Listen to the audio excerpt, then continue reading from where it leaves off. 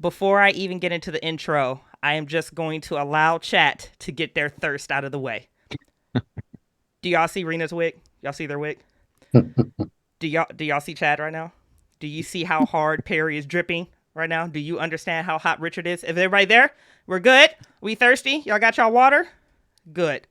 Hello, everyone, and welcome to the Symphony. Symphony Entertainment, Gaming, and Arts is my gaming company that focuses on horror systems, indie games, organic content, and player agency in an attempt to bring a symphonic approach to horror role-playing. First and foremost, happy Pride, babies. We see you, we love you, just the way you are. I am your host, Bridget Jeffries, but tonight I am not serving as your GM, and that is because we have our Rook, the Richard Ruane, here to run his best-selling game, Moonlight on Roseville Beach. I know, just let that thirst permeate. Just let it come through you, let it come through you, let it come through you. If you are not aware, for the entire month of June, I hosted Indie June, a celebration of indie horror game designers. First, we had Brandon K. Atten from Wet Ink Games running Never Going Home. Then, God help me, I'm still swooning from that experience. We had Graham Walmsley on stream, creator of Cthulhu Dark, running Miskatonic Shoreside Conservatory as a one-shot. Tonight, we close the curtains on the series, but don't worry. Indie Insert Somebody's Month is probably coming back like later this year because I've enjoyed it so much. Don't worry, it'll probably be like Indie October or Indie December or some silly shit like that. But I am super excited, and I am also super proud to close off this particular showcase with amazing content presented for Pride during Pride Month with an all-queer cast. Yet again, let that thirst permeate. Before we get to the game, two quick announcements. Symphony Entertainment has a Patreon.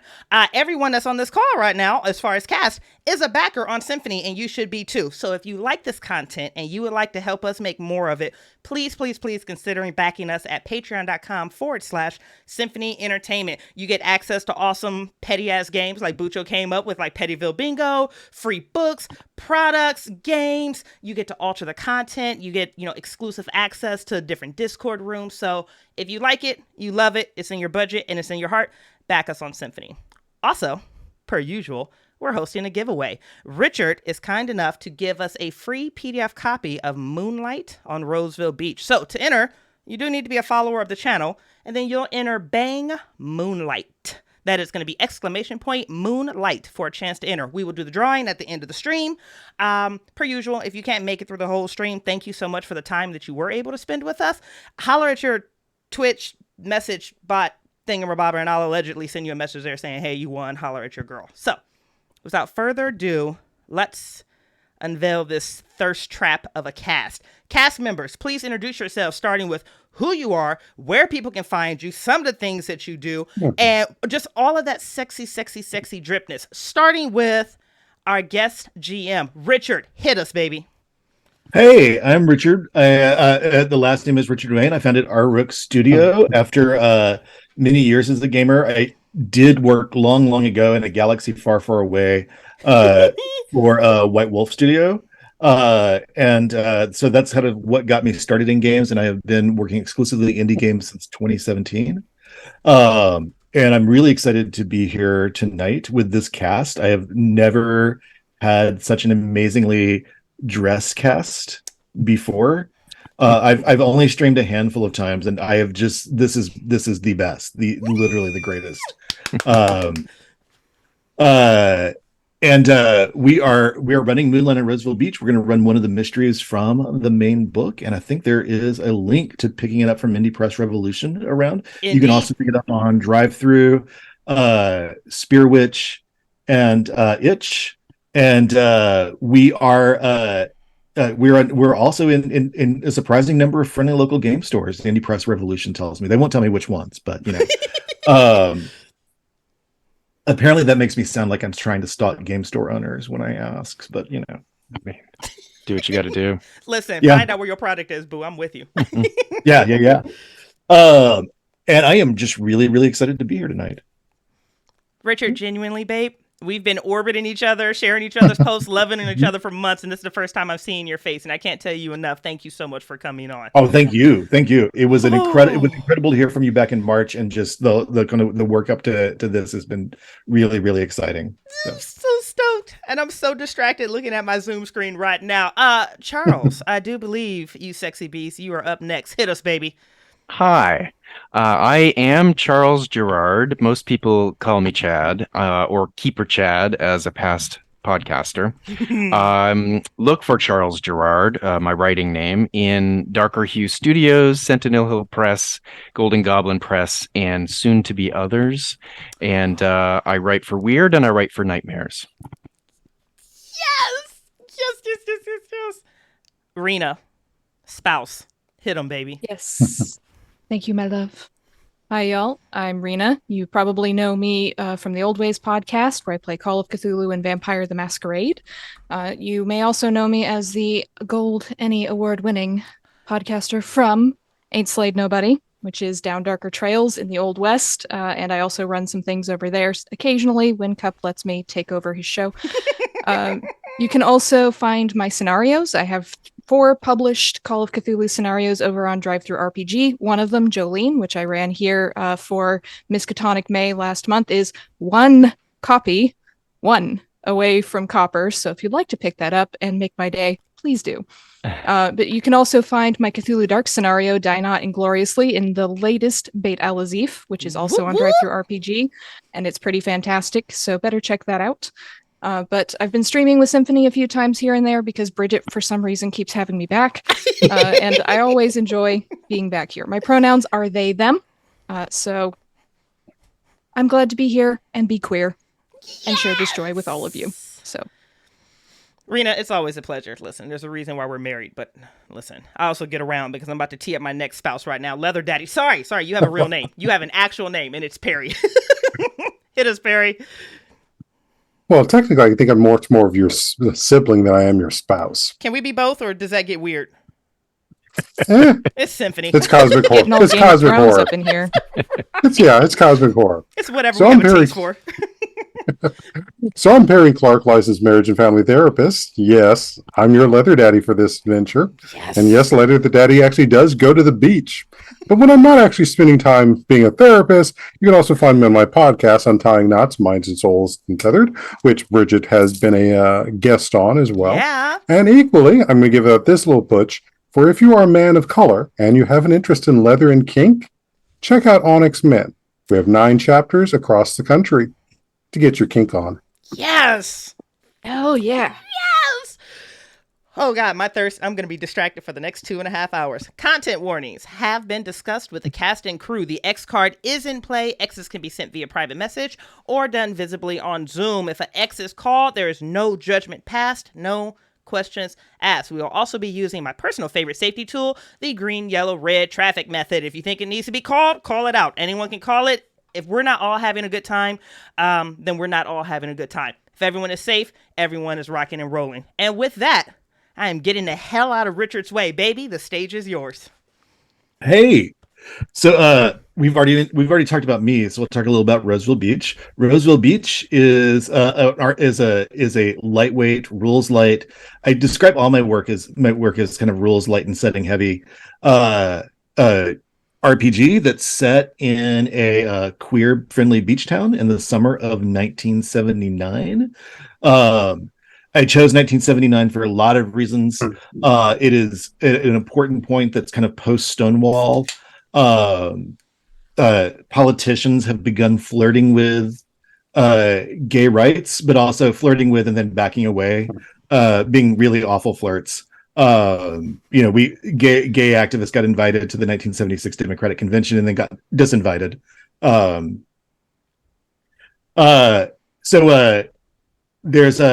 There's kind of an important time there. It is also kind of a pre-AIDS time, so it is a time when we can imagine queer people imagining themselves sort of like seeing a future where they can be out and proud instead of trying to hide their identities and hide themselves. And so that is kind of why we chose 1979. And it is I call it a queer game of disco and cosmic horror because I love those two things. But also because in this period in 1979, in this fun little beach town, these characters are what stands between a safe, fun summer for everybody in town or a bunch of sorcerers not caring if they accidentally summon demons to eat the queer town, as long as they don't eat the other wealthy towns on the island. Roseville Beach is on Rose Island. I really name things terribly creatively, but beach towns, finding beach town names that have not been taken or popularized somewhere else is a little bit of a trial. And then we are kind of going to go. There's in the digital sort of tools that go with the game. There is kind of a Monty Cook style content document that's sort of tailored to the game. And we're going to go, and one of those questions is kind of how would you like your game's tone to be? And we discussed it, and we're going to go with a lighter tone today than you might get from some horror games. Roseville Beach, I think, runs pretty well across tones. But a lot of people, especially when they're first getting into a horror system, especially one where people are actually evenly matched against the scary things around them, like to go with a slightly lighter tone while they kind of figure out get the lay of the land and get a sense of the system. And that's certainly easier to do when we have these bright sunny days outside our windows. And we are in the middle of Pride Month and starting to enjoy summery weather. Well, I know parts of the U.S. have been enjoying summery weather for multiple months, but right. In 1979, we still had seasons. And I think that's it for me. We are going to play the adventure from the book called "The Haunting of Flora Bly." Oh, so we are ready to go. So, did I miss anything? Oh, great. Okay. Nope. I think we're good, baby. Let's do it. All right. So we are. It's a Monday night on Roseville Beach, and from your bungalow that you're renting for the summer, the 4 housemates can hear competing sounds of early bar parties, people's various outdoor pool music. Sadly, you guys are not wealthy enough you work on Roseville Beach, which means you're not quite wealthy enough to have your own pool in your rental house here this summer, but you do have 4 roommates, which kind of brings the cost down dramatically and makes it way more affordable to actually live out here. And it's getting close to sunset, and there's a bar called the Screws Turn, who, if you work on Roseville Beach, gives you discount drinks, alcoholic and non-alcoholic, because a night out is for everybody, whether or not you like alcohol. And they are having their resident drag queen, after a couple of weeks away, is back, and it is a lovely Monday late afternoon, early evening period, which is especially great because all of you, despite it being preseason and despite everyone telling you, oh no, it's preseason is like a good way to sort of, June, it's a time to warm up for all the intensity of July and August. But this weekend was a little out of control at each of your jobs. So I think this is a good time to introduce your characters. Tell us who you are, a little bit about you. And like we discussed in advance too, that we have no surprises among the housemates. Like we know most of the things we know about the housemates. So feel free to spill the beans on, for instance, if you know spells or you're from a different dimension, or if you're just a nice kid who's moved to Roseville Beach recently. And I think, why don't we start? And I'm gonna swap over. Let's start with Tomas. Ooh. Sure. Tomas, tell us a little about you. What do you do, and why was this such a pain in the ass of a weekend? Right. So Tomas Niles is a backup dancer. That's what I do. And I came from the city. I'm living in New York, but I'm from Western Mass. But I escaped to the city, and I say I'm from New York. I'm a backup dancer, and I'm a drama cat. That's kind of what I do. What happened this weekend is Brad decided to put on an extra show because there was so much overflow in the crowd that we had to do 2 Saturday nights, which none of us really signed on for, but it's the beginning of the season and it's like show your loyalty. And Brad is on my list. Oh my gosh, Brad. Oh, and sometimes I turned into a cat. That happens. Just sometimes. So I was going to ask about the drama cat thing. You are literally a drama cat because also, normally you're in control of changing into a cat, but the touch of gold or the feeling of embarrassment can both trigger spontaneous cat changes. Yeah. If I make a leap and I don't make the leap fully and I stumble a little bit, that's kind of a risky time for me. Everybody thought you might just storm off the stage, but really, nobody had the fact that there's now a cat, a very large, not like incredibly large, but like a larger than average cat in the building, like a lynx size. I'm thinking, yeah. Big kitty, okay, with the little tufts, yeah. We do like big pussy around here. I knew it was coming. I was there it waiting goes. on the chat to do it. I knew it was coming. I was waiting on it. All right. Yes, that's perfect. And good. I was in this. I'm not picking on Rina now, but Rina, you are next, both on my screen going across in our Zoom chat and in the Character Keeper. So why don't we introduce Rina? Ray. Rhea. Sorry. So I am Rhea Adrian, and I am a lifeguard. That is my official job because I can swim extremely well, seeing as I am a stranger from the deeps of the ocean. Very wet all the time. Most people think that I'm a mermaid when I slip back into my other shape, but only the housemates know I'm actually a selkie. I tell everyone I'm a mermaid so that no one will go looking for my coat, which I keep hidden in a very safe place, but I trust my housemates to keep an eye on things for me so that others don't go looking for it and try to trap me here in my human form. So I spend a lot of time swimming and moving through the oceans, and whenever I disappear, it's probably safe to say I've put my coat on and gone back into the ocean for a little bit. Not even my girlfriend knows who I am. So, it has been a very stressful week. Mostly because young human men keep pretending to drown in the ocean so that I have to go and save them. They don't know they're not my type, in many ways. One can only rescue a silly, late teenage, early 20s human man from the ocean so many times before you start wanting to throw them in yourself.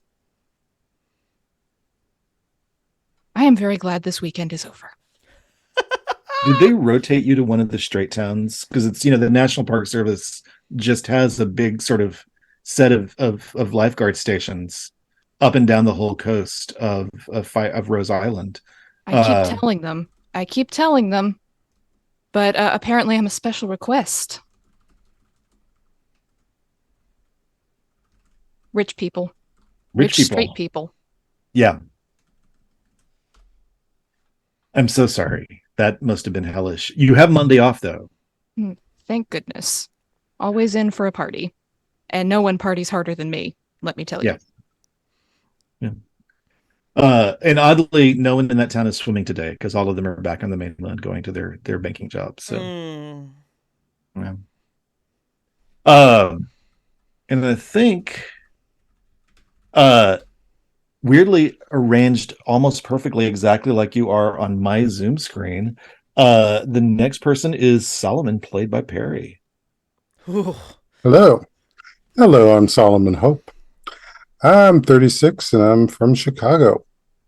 Although with my age and my mama's talents with the roots, I'm your local witch, which served me well when I survived the Vietnam War and walked home. But sadly, unlike Achilles and Siegfried, there was one spot that I missed that resulted in a little shrapnel damage. So it was easy to walk away from that war compared to some of the other boys. I found myself here on this Roseville Island. Great place to cultivate some of those flowers I found while I was in the Nam. You never know what properties they got. And you work as a gardener. Yeah. Love being next to nature. Much easier to deal with sometimes, except for that prissy little Mary Sue Alice who loves to come and cut my gardenias. I almost caught her red-handed. That bitch. Do you know how hard it is to cultivate a gardenia? And those gardenias live for such a long time. If you don't get that brew, the weather and the lighting right, you don't get the flavor, that really strong scent. And you know what even makes it worse? She called them jasmines. What? No. The audacity. Mhm. Oh yeah, it's like jasmines, and it's entirely planted on the other side of the garden area. Go spend some time learning your flowers, woman. Also on the list. I have no idea. You've been through a lot. You've seen a lot. You've been through a lot. I don't.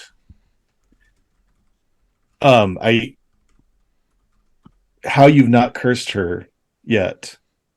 Well, Mama. And I mean in the literal sense of putting it back. Oh, Mama taught me well. You use Yeah. that magic only when it's good, and you try to use it for the good of everybody. But every so often, somebody needs to know some warts now and again, and not in the friendly places. Why was it primarily her making the things just hellish this weekend? Yeah, there was also a tour group in. Decided they had to come look at the gardens. All the ones from mainland, and a few of them were. Good Lord, yes. And a few of them were very. But they're like all demonstrably like uncomfortable around anything vaguely gay going on. And your garden is at the Gay and Lesbian Community Center in town. Precisely. Yeah, and then of course there were those housewives who were spending their time ogling me as well. Mm. Yeah, I'm not your buck. Quote board. Somebody put it on the Symphony quote board. You know, and when you're at work too. And I think last but definitely not least, we've got Becca Moo Hayes. Could you introduce us to you and tell what was so rough about your sort of getting through this weekend? Listen, if I'm being honest, the last 6 months have been really rough. Let's wind it back. The last 5 or 6 years have been really rough. One, I just found out that gay was an option. Didn't really realize that was an option. Didn't realize that was really an option afforded to me. We don't do gay in Montana. So I came out here to Roseville Beach to ask some questions for a friend. And I'm asking a lot of questions for a lot of friends, and I'm discovering a lot of really amazing things. I am playing the fresh face. I already know y'all all wanted me to play the familiar. I was really close to bringing in a dog. I was this close, but I was like, you know what? Let me be that random person that comes in that doesn't know anything about the supernatural and doesn't know anything about gay culture, which is who you are getting right now from Becca Moo Hayes. So I work back on the farm with Daddy. I'm really good with engines. I'm really good with parts. So I am actually working at one of the local repair shops here in town. I'm learning a lot about myself. I'm learning a lot about my roommates. There's an individual in my house that can turn into a cat. I mean, not like a little cat either, like a big cat. And then the lifeguard that lives with us is, oh my God, I have questions and I might have been in love, but I already live with them. So it absolutely works perfectly. And then you don't understand the leather situation that's happening at the end of the hall. Anyways, sorry, I get distracted very quickly. I love Roseville Beach. This weekend sucked. There was an accident on 73 North. And a lot of those cars ended up at our shop. I got called in on a Sunday. I wasn't supposed to be working. I was supposed to be off, but I got called in, and, there's a thin line between, hey, there's nothing I can do, and my boss saying, but you're going to figure it out. And a lot of them, I just couldn't, it was a rough weekend. I got yelled at a lot. The expectations weren't really fair. And it was a rough weekend. Thankfully, I don't think anyone died, at least from what I heard. No one died. So that was a positive thing. But it was a rough weekend. But I get to come home to some really gorgeous, sorry, I'm getting distracted again. Sorry, I'm here. So it must also be rough too, going back and forth between sort of the bucolic beach town where everything's a boardwalk and everything's walkable, and the only cars you see are on the going up and down the beach. And do you work like at the Park Service Jeep repair place, or do you work back on the mainland? Listen, money is Oh, tight down here. I work at both. But the oh, got primary it. So you actually location. commute some days. Oh, wow. Yeah. I have 3 roommates, and I'm still barely pulling up my fraction of it. So Are you going to try to find a job here in town? I'd like that. I don't want to leave. Yeah. No, I mean, like, it's none of it's like a long commute. Like you get back to the mainland in 20 minutes by ferry, and then there's a shop. Do you dance, And then, honey? I'm sorry. I don't have Do you much dance? rhythm. No, Okay. All but right. I could clean up if you guys are looking. She's good for, with her like, hands, though. She blushes. A few of the more lawnmowers that the garden center could use. And like, I hate using the puss mowers. Reminds me of my times when I got sent back down south to spend time on my father's farm. I was just, my grandfather's farm was big. Although those country boys were fun. I could listen to you talk for hours and not get bored. Sorry, I am so sorry. Apparently, this character is pure thirst the entire 2 hours. Congrats, guys. So I think my question for Moo is: y'all are heading to the drag show where people who are employed on the island get in free, and you get half price drinks on night because it's Monday. And you mostly have the night off. There's a handful of people who have to work on Mondays, but you mostly have the night off. And it's going to be mostly people for better or worse. Definitely Mary Alice is always at this particular drag show, which last week was a different drag queen sort of filling in temporarily, but the resident drag queen, Flora Bly, is back. You saw Nolan, who plays Flora, walking his dogs, all 3 of them, earlier today, with a feeling of just and just perpetually radiates sort of a feeling of concern, except when he's in costume. And so the yipping of those terriers was sort of the thing that, like, oh, Flora is back, and it's going to be a good show tonight. Is this your first drag show, Moo? Yeah, I don't know what to expect, but I'm really excited. So you've always skipped the free drag shows before, or you just always had a weird work schedule, or A weird work schedule. I get my sleep where I can, but I've always Gotcha. wanted to go, and it's half off right now, so this is a good time. Then this week Solomon, was rough. I know you don't want to see Mary Sue Alice, the great gardenia thief of Rose Island. And she, the garden center sells gardenia starts, not that expensive. I don't know why she takes the ones you've already grown, or from the community center, not even from a neighbor's garden, just from the community center.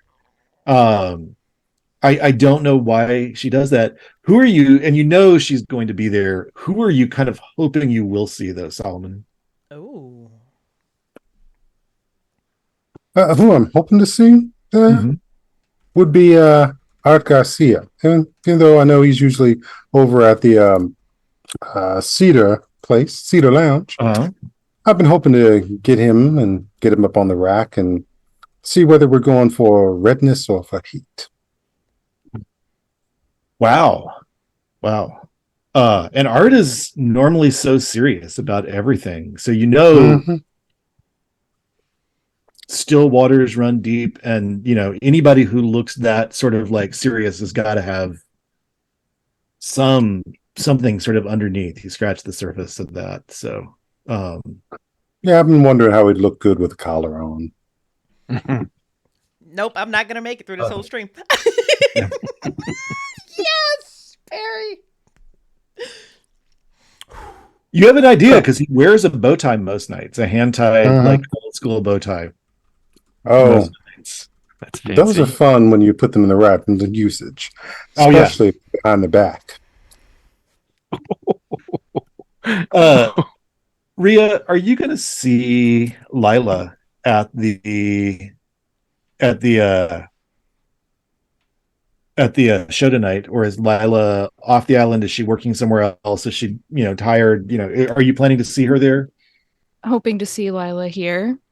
We have our little romance going while she's in town for the summer. And, well, I'm also half off tonight because I don't like wearing much in the way of clothing, so I've still got my Brazilian swimsuit on. This is the nice thing about a beach town is swimwear counts as formal wear. Here we go.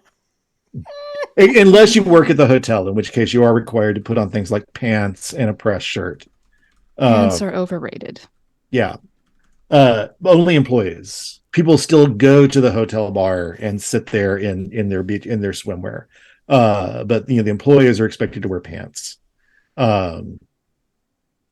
You may also be curious about art, because I think at this point in the summer, early though it is, most other bars have had at least one leather night. So you've seen everybody else who works a bar in some variation of leather gear. Sometimes a very cheap variation of leather gear. Listen, Lila's also into it, so I just go along with that bit, even though I don't like restricting freedom of movement. I'll do anything for her, really. Oh, yeah. Great. She's hot. And finally, Tomas, I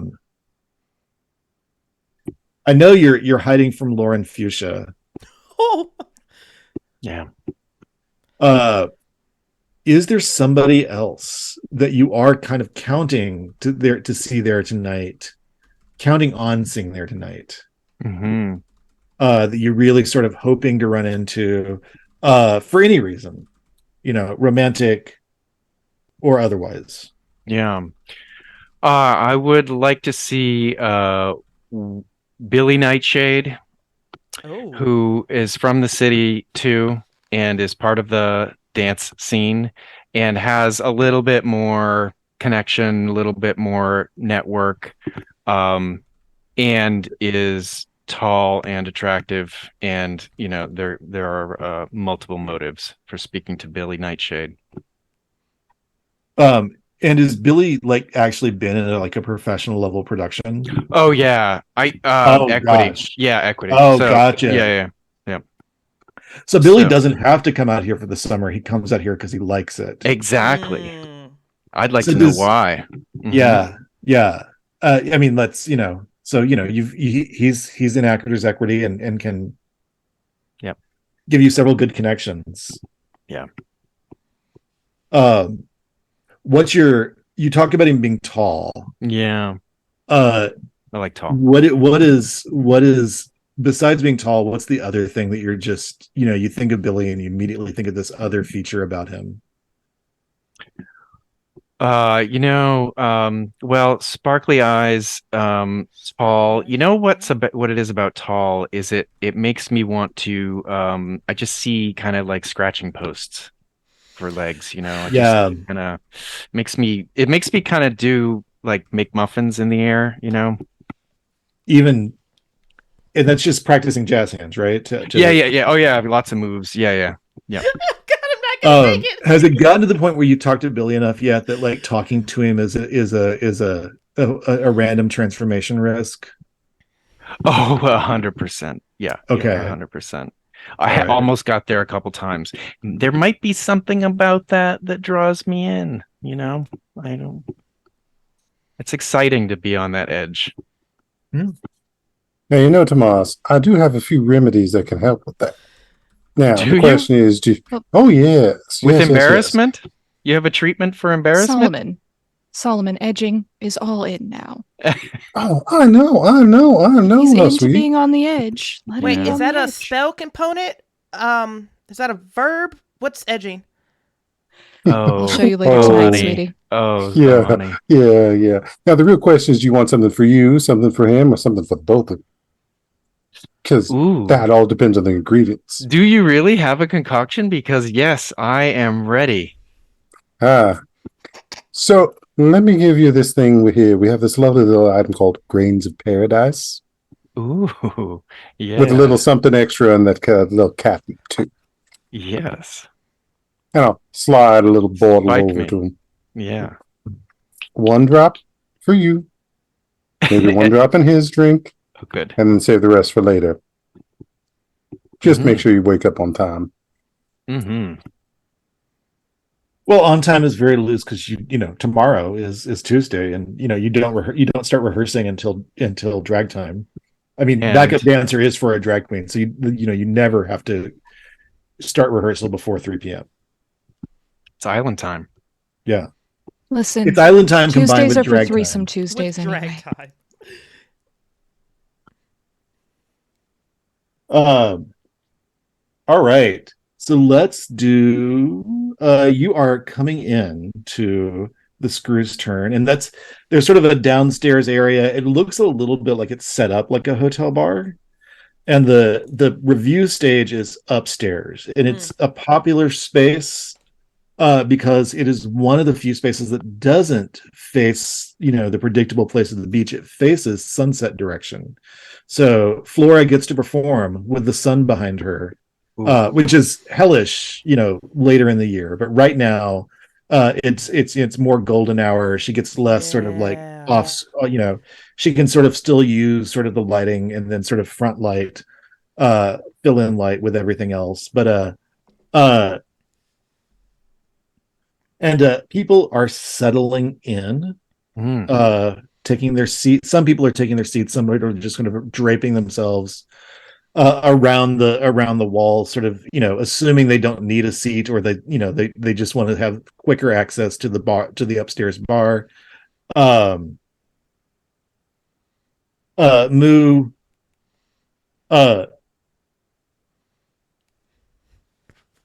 what is it about the person standing behind the bar that leaves you unable to actually order a drink? Remember, this is 1979. It is still legal to drink at 18. So that is one thing I forgot to put into it is still legal to drink at 18. I would like to, but like I said, we also don't require that anyone drink ever. So what are you ordering from the person behind the bar, and why does it take you a full, pretty sure, 2 hours, probably actually a minute, but you're pretty sure it felt like you stood there unable to speak for 2 hours when they made eye contact with you? Just, what was it about them that just sort of took your breath away for a second? And what did you actually end up ordering? Okay. So what I tried to order was just like a rum and Coke, because that's what people drink out here, right? That's pretty standard and normal. And at least one of my housemates told me, like, if I don't really drink, that's a good place to start. I don't know what's actually in front of me right now, because Richard, what is it about her eyes that are so incredibly distracting? Are those blue? Are they green? Are they charcoal gray? Why are her eyelashes so long? And why is it every time she looks at me, I feel like I'm the only person in the room? And she didn't even look at me for that long. But wow, it's like you have the dramatic fade out of all the other audio in the room as soon as she makes eye contact with you. And for a second, you think she's just smiling at you when she actually just says, rum and Coke. Is that what you said? Mm-hmm. Mm-hmm. Do you have a favorite rum? Your favorite rum. My favorite rum. All right. Okay. And she actually reaches for something, and she's like, I'll charge you like it's well. Oh. That would be well. And she pours a shot of something in like a really nice looking fancy bottle in. You don't quite get the name of the rum. Because you're very distracted. You'd also notice that you can't fix her eye color, but every time she sort of like maybe it's the way the evening, the kind of golden hour fading into sunset light is affecting it. You can't really pinpoint her hair color either. It could be reddish, or maybe she dyed it to something that just catches the light, or a brownish, or something sandy about it. She's literally magical. And I think as I'm standing there at the bar, I'm like looking left and right when I can to be like, is anybody else seeing this? Or is this just me? Is this my own private experience? Or is anybody else experiencing this right now? And she actually does a fairly light pour of the rum and then puts Coke on top of it. The polite way to introduce somebody to rum and Coke if they're not an experienced drinker. so that you don't order a rum and coke and have nothing that tastes like a coke. Mm. Um and slides that over to you, and she's like, on the house for you. Thank you. Hey, this might be a weird question, but what color are your eyes? What color do you see? She leans a bit over the counter, and there's nothing sexy about this. This is just awkward, like she's leaning in further. It's like, does that experience change with the person? People just see color in different ways. I like the color I see right now. Yeah. And gray. They look gray. Oh, I'd like to think that says something lovely about you. Is there a roll for melting? Is that an option? I mean, like we only roll when there are big stakes. So melting is just something that she pats your hand and then turns around to take Mary Sue Alice's order. And Mary Sue Alice is like, how long were you going to take with that? Mary Sue Alice. Damn it, Mary Sue Alice. The 3 names. And all of them say Gardenia thief. I Billie guess she's not even a Holiday. lesbian. Billie Holiday. She's trying to be Billie Holiday. Nah, she doesn't have the pipes for it. Let alone, Lots I of don't people see try her to be being Billie able to. Holiday without really having the pipes. So Mm. Yeah. No, she doesn't have the skills. Stormy Mondays is not or stormy weather's not going to sound the sound from her lips. Mm. But that would explain why she keeps going after my goddamn gardenias. Rhea, you're seeing somebody here you didn't want to run into here. It might be okay because he's distracted.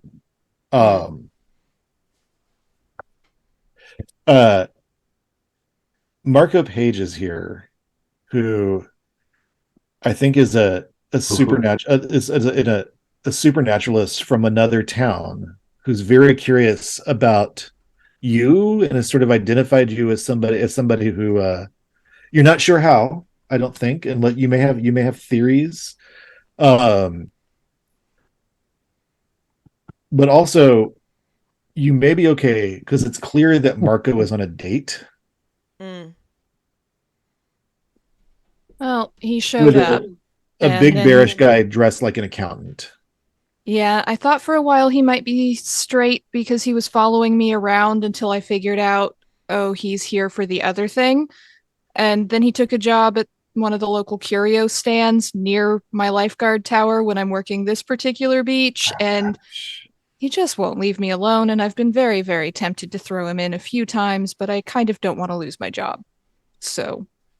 But I've been planting hints in places that I'm a mermaid so that he doesn't guess the other thing. But I'm just kind of slipping away into a corner trying to evade his notice because I fucking hate that guy. You completely understand what's up with that.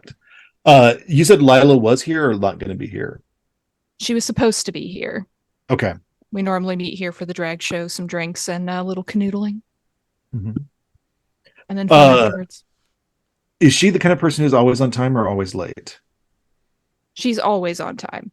Obsessive compulsive. Oh, yeah. She immediately walks in and sees you and is, comes over to stand by you.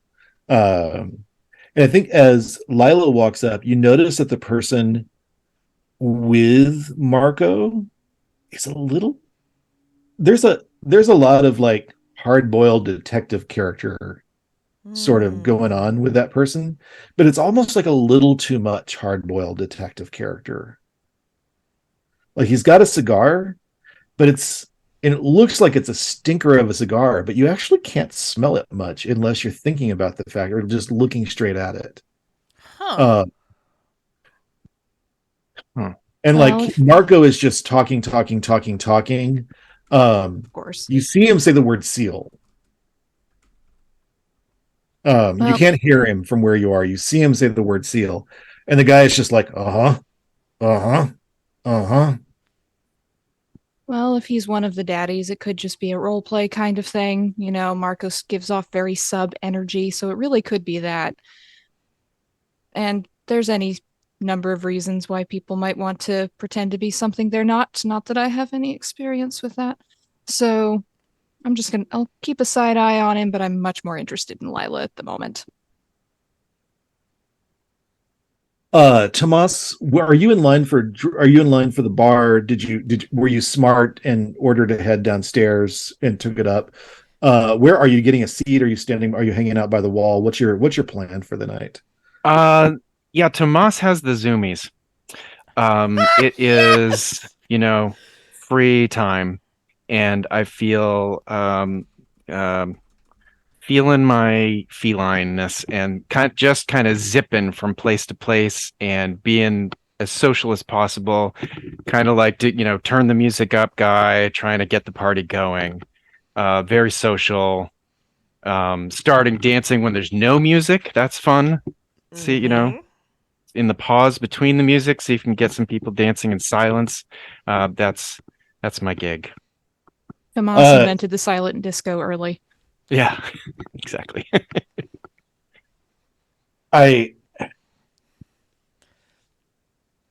mean, I hate to put two terrible people together, but they tend to gravitate once they both show up in a place. And so two things sort of happen at once.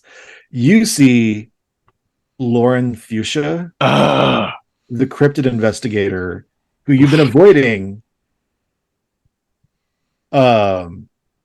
slide in and start talking to Mary Alice, and she's asking Mary Sue Alice a lot of questions. She has not noticed you yet. Fuchsia has not. Fuchsia is not. Maybe it's just like she overlooked you because normally she in her imagination you're sort of a brooding, strange, mysterious character who hangs out in the shadows. You're not like a normal vivacious backup dancer for drag queens. But yeah, this is your I mean, this is not your club, but this is your element. And you have met Flora before when she came to the Fleur Manor to do a drag queen exchange, and but as soon as you see Fuchsia, you also get a behind the shoulders hug from somebody who's a little bit taller than you, possibly a lot taller, and is like, and then just a nonstop barrage of a wall of text, just like, Tomas, oh my gosh. So I just found out that they need a backup dancer for tonight, and of course, and of course, there's no announcement, there's no anything, and I don't even know the choreography, but I'm a trooper, so I'm on. I'm so glad you're here to see me tonight. Oh! You need a dancer. Oh, really? No. I filled in. You did. Yeah. Just because I was like, I want to see Flora, and Flora gets temperamental, and if she doesn't have the backup dancer, she won't go on for another 20 minutes. Oh, you filled in. Well, I did fill in. Yeah. Oh, but I'm so glad you're here to give me moral support, because I don't know this choreography at all. Could be really awkward. This isn't Billy, is it? This is Billy Nightshade right there. Hi. In just a very small bathing suit and an open knit shirt that's wow, like 60% see-through. Yeah, see a lot. I am so glad you're here, because I don't know this, and I really want to make sure I do good. I just can't stand not to be professional, but I don't know the choreography, and I need to put both hands on your shoulders. Like, I need a friend in the audience. Oh, I'm a friend in the audience. Would you like me to shadow in the back? No. You can't change anything with Flora. Oh yeah, yeah. But just, Do you want to go through having it one another. time? You want to step outside and just go through a couple of the Oh, changes? for once, she's going to start on time. Oh, okay. So, but having another professional in the audience cheering you on is always the most important part, right? I'm so here for Right? you. I'm so here Right. for you. Yeah. And you get another really, really big hug. Okay. Wow. Is there a stronger word for reciprocate? I mean, Just Solomon leaning. walks by. Yeah. Solomon walks by and offers you a club soda Oh, me? for you and your friend, Sure. Oh, thank you. Do you? and just disappears off into another corner. You really should hydrate. yeah, and that club soda is down in like 2 seconds. Great. I'm a Cheers. bundle of nerves right now. I want to afterwards. I really Me just want to too. go to the beach and get high. It's really just going to be like I just, or maybe just take a drink, or another seltzer. Oh yeah, I know how to just get weed. beach. Yeah. I've got weed. I'm holding. Oh Yeah. Oh my gosh. Is that what you meant? We're best friends now. Great. Really? That was Yeah. fast. We are best friends now. Not Yes, the he's zone gonna I love- was looking for. Okay. How many people have been Billy's best friend in the past month since you've known him? Past few weeks? Since Oh you've known him? yeah. We are best friends. That's Yes. okay. I'm in the glow of the best friend light right now. I'm fine. I'll take Yeah. Then Tomas you gotta- loves the weed I grow for him.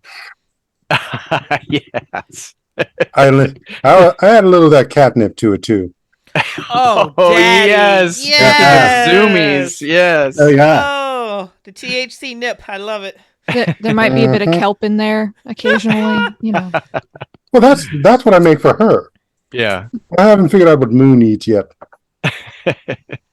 Moo just Moo needs to has relax. Moo has not figured out what Moo needs yet. Exactly. That is clear. except for the boot ring that the bartender is. Mm-hmm. Hmm. And the lights flash. I mean, it's a little hard to see for a second because, it's filled with it's a big sort of open room that's filled with sunlight. So it's hard to see for a second that the lights are flashing. And there's a few other cues, but finally you get the distinct sound, the distinct crowd noise cutting sound of a drag queen clearing her throat. And people begin to sit down. And you hear Mary Sue Alice say, "Oh, so we're going to start on time for once." Oh, I hate her so much. No. Shut up, Mary Sue Alice. Yeah. Not getting near my gardenias. She doesn't even go here. She is here a lot this season. She has been dating Yvette the pianist. Oh. Yvette is also the only other person besides the employees of the local hotel who will actually dress up like it's an occasion. So she has on a small lightweight jacket and a blouse and some pants, some flannel pants. She actually has rather fashionable looking boots on.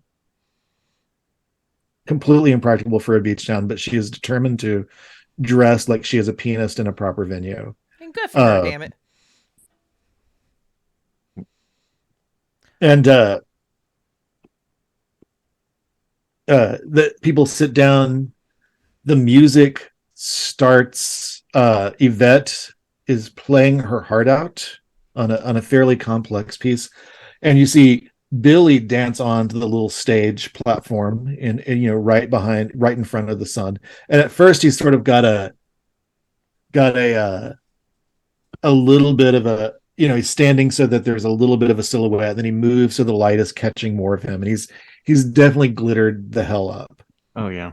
And he's got fans, and he is fan dancing to piano music, which is not a thing that I ever suggest someone do, but it is a thing that's being done. But an incredible dancer. Those Billy. scratching posts, long legs. Um,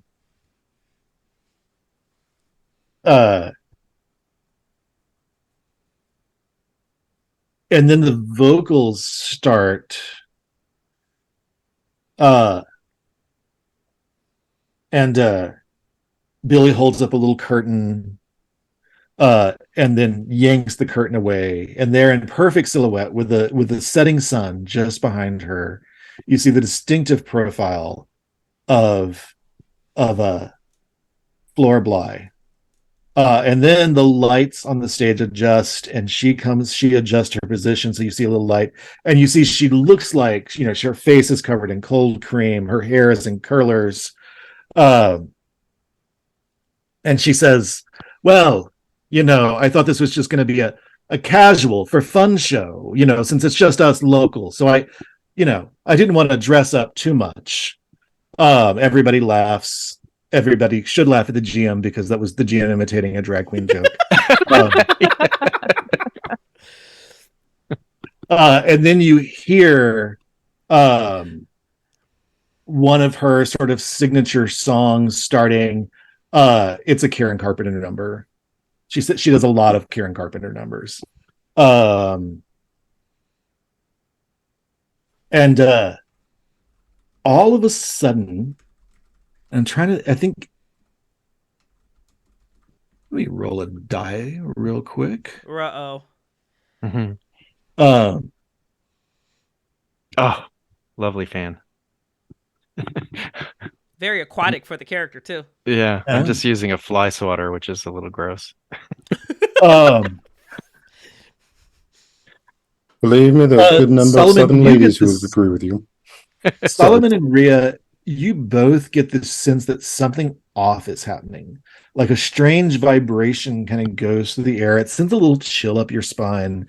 Definitely goosebump making materials, but it's like feedback from a different stage, not quite here. It's that vague sense of really soft feedback. That's not bugging anybody else yet, but you're starting to hear it, but it's not audible. It takes you a second to realize you're not hearing it. It's setting off your strange supernatural senses, and it's the kind of vibe you almost get when you step into the woods, except it's really kind of even more pronounced and distinct. It's like a low hum underneath the music.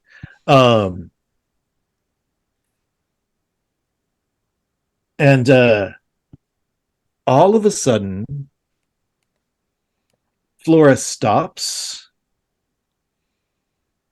And she stops so suddenly that it cannot be rehearsed, because she clips Billy, who's a professional and keeps dancing exactly in the choreography that he's been given. But she clips Billy, and she looks back, and she covers her mouth and then points to somewhere over your heads and starts to scream, and runs from the room. What's over our heads?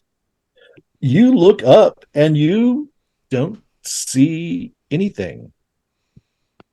Ooh. And a second or two after Flora is out the door, that hum that Rhea and Solomon were catching fades way down. Moo, that bartender you were flirting with, is not here.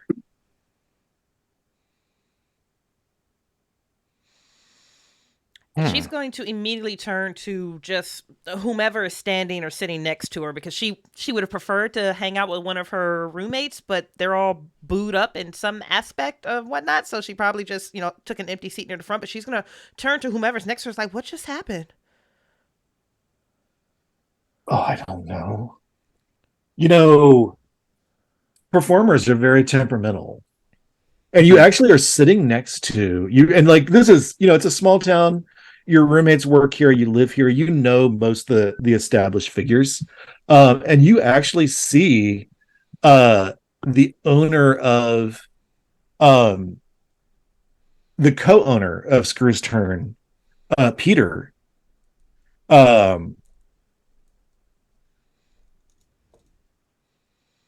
Turn around and look at you and say, performers are so temperamental, and just sort of gently pat you on the shoulder. You see his on again, off again boyfriend and throughout it all business partner sort of get up and sort of slowly follow Flora out the little stage door that goes back into the upstairs of the bar.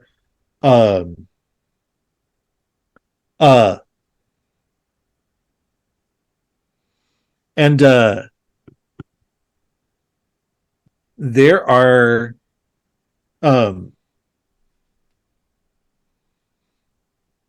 few more, Solomon and Rhea, a few more of those hums sort of pulse in and out very slowly, and then they just stop kind of coming. You also the guy Solomon who was with the person that Rhea's avoiding, Marcus, sort of comes up to you and is just like, I hate to ask you this, but did you see my date? And the guy he was with, the very obnoxious guy, who looked like, a picture of like a hard-boiled private investigator, is gone. No, I didn't. He seemed to have skipped away, and that's a disconcerting thing because I always like to keep my eyes on the exits. Oh. Well, you just try to talk about your passions with somebody when you're on a date with them, and they sometimes just leave. Oh my God. No. Been there. Well, that can be definitely a tough thing, especially when they're not being as open as you are.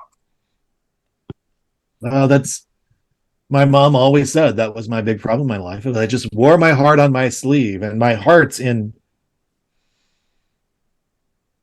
Well, I'll stop by later and tell you more. I've got to get it myself. An orange juice, and he stumbles away downstairs to the bar, stumbling not because he is intoxicated at all, but only because there are lots of people kind of coming and going from the building, sort of talking about what's happening. I'm checking out his ass as he leaves. I mean, it's Marcos is sort of 22 going on 46. So he's sort of like he's got the cuteness of a 22-year-old, but he sort of dresses like an old beach bum. Like a guy who retired 20 years ago just to walk up and down the beach with a metal detector. Hot. That's a hot. Super hot. There's a cute 22-year-old under that Hawaiian shirt and proto cargo shorts. Yeah. Well, Socks and sandals. Yeah. If not, they're saying thick thighs save lives, and they make for great glutes too. That's how he sort of dresses. He looks like, put him in a pair of cutoffs in a cute t-shirt, he'd be great. Probably look not bad with those nice hood on him. Take off the fedora. Don't let him go anywhere near that fedora again. Ban him from the Poor fedora. Chad. No, Chad. No. Like he is. No, Chad. No. No, Chad. You are the thirst.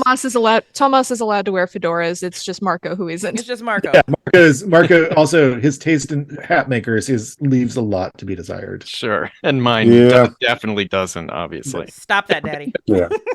Not with that flower in it. Bam. But at that point, at that point, after his comment and what has been said, I'm going to figure out how we try and do this. Since I'm a witch, I'm going to try using the call energy spell and see what type of energy has been floating around this room. Ooh. Now, here working we go. magic. Very horny energy. Yeah. As Now, it always normally is. we only roll dice in Roseville Beach when there's something Mhm. risky, but Mhm. you're collecting a clue. You're potentially collecting a clue with magic. Mhm. Ooh. So, and using magic is almost always risky. Um, so let's sort of put a pool together, and we are going to in the handouts I gave the players for those of you at home who think I may have everything together, I actually forgot to include the using magic rules on the handouts I give players. So we're going to kind of walk Solomon through this. Yes. And it's a little bit based on the system used just for anything you might do that's risky, but magic is a little complicated.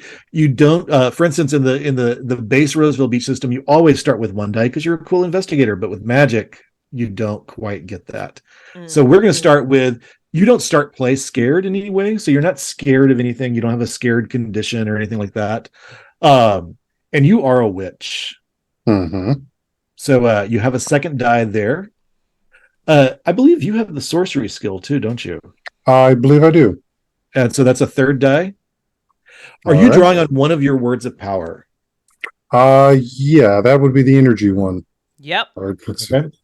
Nice. Yep, it's the energy. Where's my stuff here? Yeah, it's the energy call. So I'm basically calling to see what energies are flowing around the room. So which ones I would probably try to pluck like a violin string. Are you sort of under some time pressure? Are you willing to take an inconvenient amount of time? It would probably involve at least standing still, very obviously, sort of in the middle of the room. Yeah, I'll take that. While people try to talk to you and you actually can't talk to them. Mhm. You can sort of hold up your hand for 1 second, but you actually have to like kind of fake doing something, which was way harder to do when there were no cell phones to pretend you were getting an important text with. Yeah, right. Yep. Would it be possible to run interference? Is this something that we know? I feel like as roommates kind of see what's happening and maybe just circle. So that Fend. gives you, that's definitely, does give you 6. Nice, Perry. 6 And dice. Okay. 6 dice. Ooh. this is very luckily for you, just as the moon is coming up, which is a sacred time. So you get a 7th die. Yes. Okay. And then you're not in a special sacred place or anything like that. No. Even a really good drag review does not quite count as like a sacred space for magical Drat. purposes. What if All there's right. a So that's leather 7 drag dice. queen? You are Right. going to want to put 1 on the table for controlling your magic. You want something 5 or higher there if you can. Okay. Let's see here. And you want 1 on accomplishing your goal. Okay. And you want that to be 6 or higher if you can. 4 or 5 will get you something, but 6 or higher if you can. And there's a risk you're either going to scare yourself or someone else with what you're doing. Oh. Do ones do ones do anything? Do they negate anything? Let's flip over to that rolling dice piece. Okay. And take a look. So you're going to want to put 1 on goal, scared, and magic. And like I said, unfortunately, the handout I gave you, I forgot to reproduce the magic table. We're fixing that. Okay. So you're going to want to assign 3 of those dice, which means you can discard any extra your all the rest of your 4 lowest dice you can just get rid of. And Okay. keep just your 3 highest. That works nicely. Nice. So what number are you putting on goal? I have a 6. Perfect. And what number are you putting on scared? Because it's really easy with magic to scare yourself or somebody else, to see a little too much, to show something. Another 6. All right. Nice. And controlling those excess magic energies coming out of you. That's a 5. Nice. Nice, babe. And I think with that 6, Mary Sue Alice is really trying to get your attention right now. With something you can't quite focus on what she's saying, But you think that maybe she's not been as talking as long to you as you would worry, that somebody and maybe she's not really asking questions so much right now. You can't, like, your brain is being filled with this other information. Also, also the information that you did an amazing job with that spell um is pretty up there. The things that are being filled into your brain is how craftily you did that. um That combat but sense is coming as necessary when you're in the middle of the Viet Cong and you don't yeah want them hitting you, especially if you want to know just before they're ready to hit you. yeah definitely. um there is something, alien is not the right word, there's something sort of primal Oof. coming from this place in a way that is not associated even with fairly new small towns like Roseville Beach, or even, much of Rose Island does not give off like a deep sense of primality. But it probably feels Even similar to when I Billy was in the jungle. Nightshade does not give off a deep sense of primality, and that may be sort of where that background you have in the jungles of Southeast Asia, sort of, that sort of is your benchmark for primal energy. It has the same taste as that. Yeah, Yeah. and this is giving you off. It's not the same. It's not exactly Not the same flavor. It's the same intensity. It's Which like, the difference between using too much cardamom and too much cinnamon, but you can still tell it's too much. Yep. Yeah. My heckles immediately start rising, and I'm looking around consistently. This is actually also triggering sort of a panic PTSD response from him of the war, as just sort of trying to scan, and it's sort of just like, I'm going to be outside, and I will make a beeline to get to the nearest outside door. You step outside. How long does it normally take you to sort of get your thoughts kind of, return focus to the present? Once I'm outdoors, I can see the sky. I start doing one of Mama's lullabies. That's when I start getting my senses back. It's like, there's primal here. There's something in nature here. Nature is strong here. Strong. Nature, just like some of the things that took some of those boys both. Some of the things that the Viet Cong called on us. You also know that that primality tends to be associated with like intense emotion and kind of a force that people in the Western magical traditions would call fae. Like a deep sort of, but it's not a sea primality, because you can get that vibe from Rhea. Mm-hmm. But this is a deep forest primality, but it's like the flavor of like the Black Forest in Germany type kind of vibe. Never been to Germany, but I have been to the southeast, the jungles of Vietnam, so it's close enough. This is old, this is ancient, this is deep. Big time, like intense forest, like cold forest, like winter forest sort of energy. And it's dampening down, like it's almost like it passed over. It's leaving. Like it came and then left. And I'm going to try and just get a sense of which direction it sort of passed through. From, is it heading out to the ocean? Is it heading out more towards the woods of the Roseville? It's more like a radio signal that's sort of intensified and then is kind of fading into its normal background level. But you also, I think, know that like somebody could not. This is not a thing that happens on accident. Somebody has called this energy to themselves, because this is not the depths of the Black Forest in Germany, or the forest of the Rocky Mountains, or anything like that. This is there are several wild places here, both in the natural sense and in the nightlife sense, but there's not like a deep resonant forest with no civilization around it for miles and miles at any point here. There's some swampland, but even there's people who sort of like build towns, drain and build towns on the swampland. There's lots of forests, but none of them stretch for more than a mile or two, or no sections of forest stretch for more than a mile or two. So and you're on a sandbar too, so there's also not like giant oak trees. Yeah. You get a little, so there's only the roots can only go so deep on a sand dune, and still sort of get enough air and nutrients.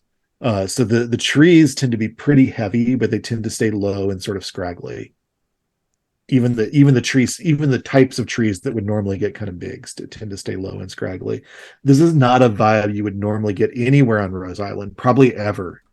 In fact, you're going to get more of that Rhea style primal ocean vibe from Rose Island.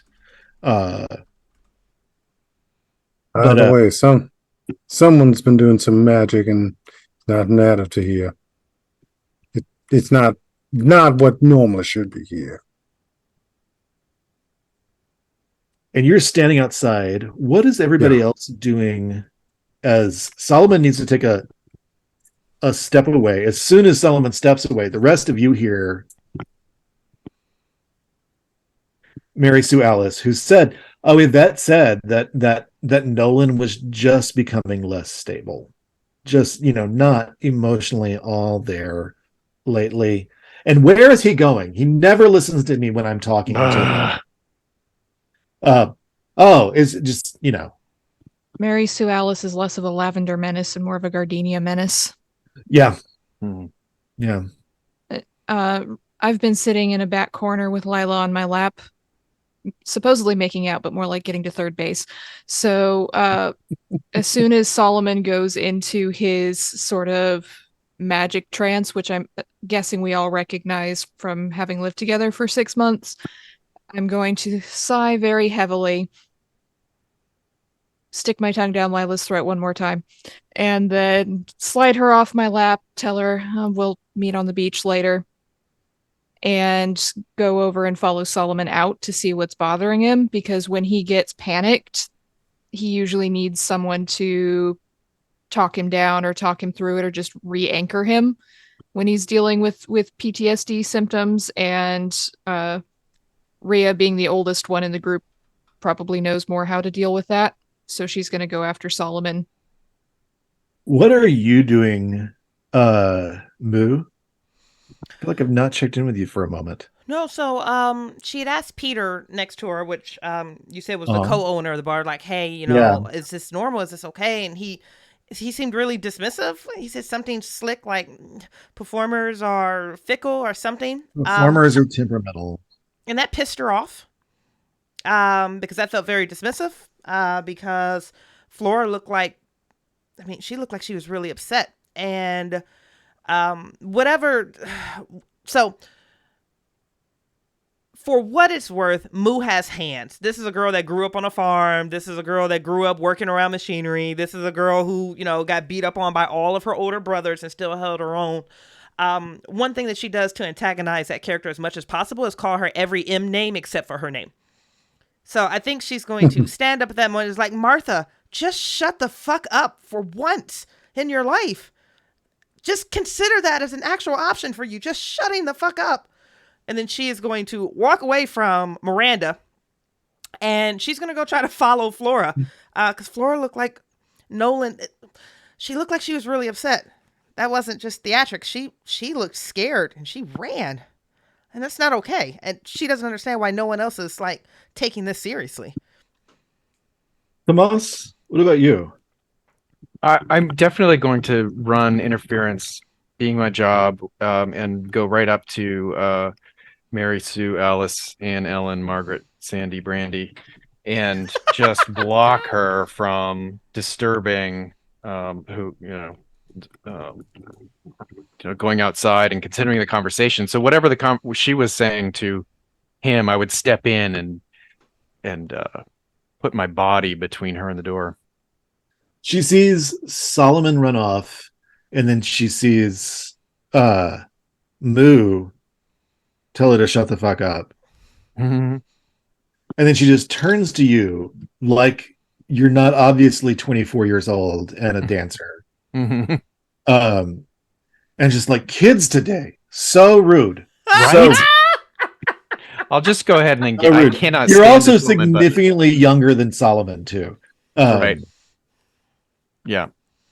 Uh, So kids today, rude. they're so rude. So rude. They I'm just are. going to go find Yvette. You have seen Yvette, sort of like confirming that she's going to go stop by later and let Flora cool down, and then I'm going to stop by later and talk to her. Okay. Yeah. What do you think happened there? Do you understand what's going on? Are you asking Mary Alice? Yes, Mary. Or Yes, Mary Sue? Mary Sue. Sorry. Mary Sue Alice, and You're asking Mary Sue Alice. Oh, well, between us, and she repeats the thing she's already told everybody. uh, Uh, while Lauren us. goes to a dramatic stage whisper. hmm Nolan has just been so emotionally unstable. Yvette says so. All rehearsals are just fraught, and not hiring a backup dancer this season and having to get that kid. It's a rookie move. Yeah. And supposedly Flora is a professional. hmm She's been Miss Roseville Beach several times. hmm Not recently. It's unconscionable. So it's just she has a residency. She should be rising to that level. But then again, people sometimes just they're not up to their jobs. That's what Yvette says. Sometimes people just are not up to their jobs. Never about Flora, by the way. Never about Flora. But Yvette has said that sometimes people just are not up to their jobs. Yeah. I know that sometimes I meet other gardeners. I mean, I'm just an amateur. Other gardeners. But I mean other gardeners who are just not up to the task. up to Yeah. the task. Yeah. Some have talent and some don't. hmm Well, anyway, I should go downstairs and have them fix me a martini. I should get comp for this. I should, I should get comped for this. very Early Karen. very, yeah. very Yeah. Proto Karen. Proto Karen 79 version. The nascent Karen. Yeah. I should get comp for that martini. This is traumatic. And plus, I paid for this performance. You guys know. I could go and But- get you. Would you like me to go and get that done for you to get you a martini? You're so sweet. I'm gonna just go downstairs. Okay. You guys know that getting in is 50 cents and a martini is $2.50. Yeah. Well, La-di-da. those are some 79 Beachtown prices.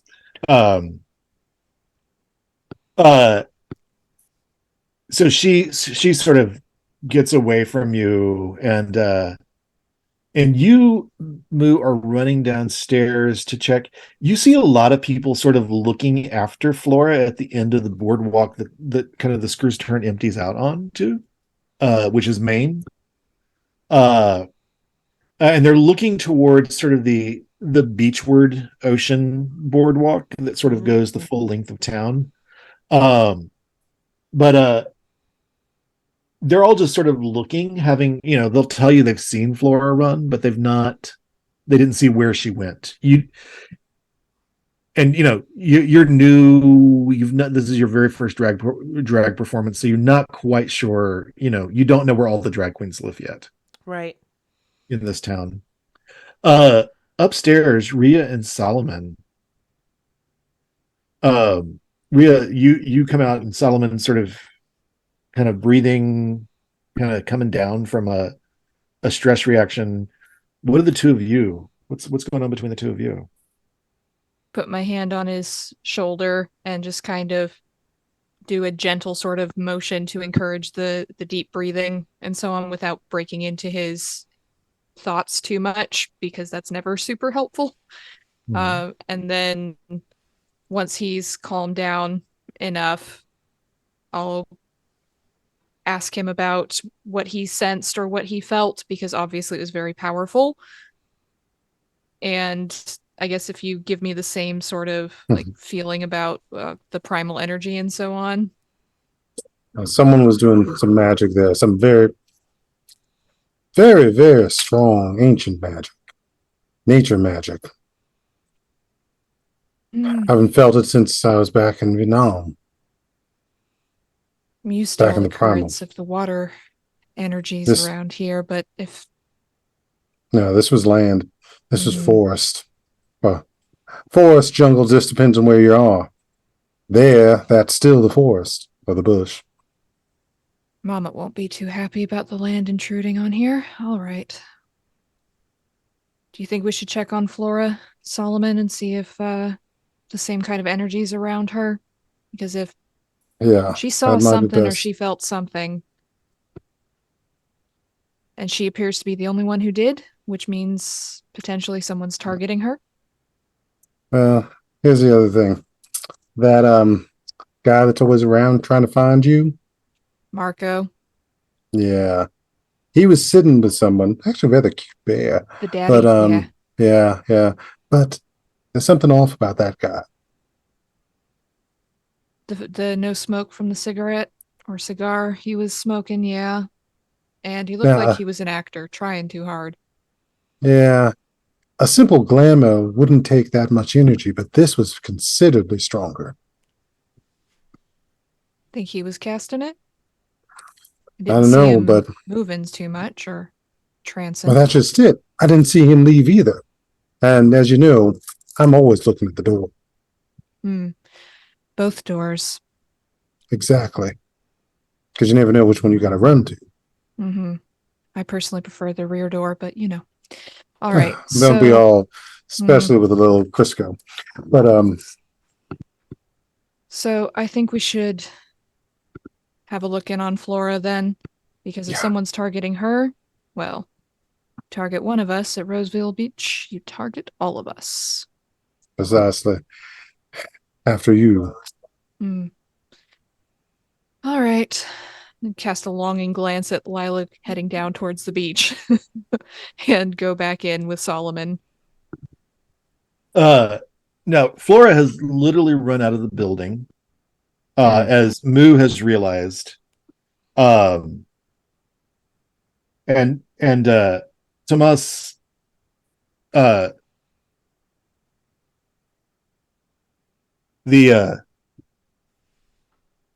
handsome and glitter covered Billy Nightshade Hello, Billy.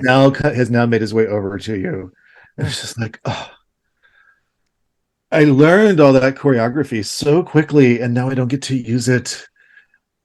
I can't work under these conditions. Could you? No, listen, things change here. It seems like nightly from moment to moment. It's Here's just the way the beach love is. about working drag shows as a backup dancer. Is like, it's just, you have to be, on your toes, so to speak. Mm-hmm. Yeah. And I don't know well, whether I should go check on Flora. maybe so. I think that seems like a good idea. Yeah, let's go find Flora and see if maybe they need some support, Oh gosh, because we did a rehearsal at her place earlier today, Mm-hmm. so I know where she lives. Mm-hmm. Yeah, let's go pay a visit. Let's bring a present. Maybe I'll pull a flower or something from the decorations to No. soften the introduction there.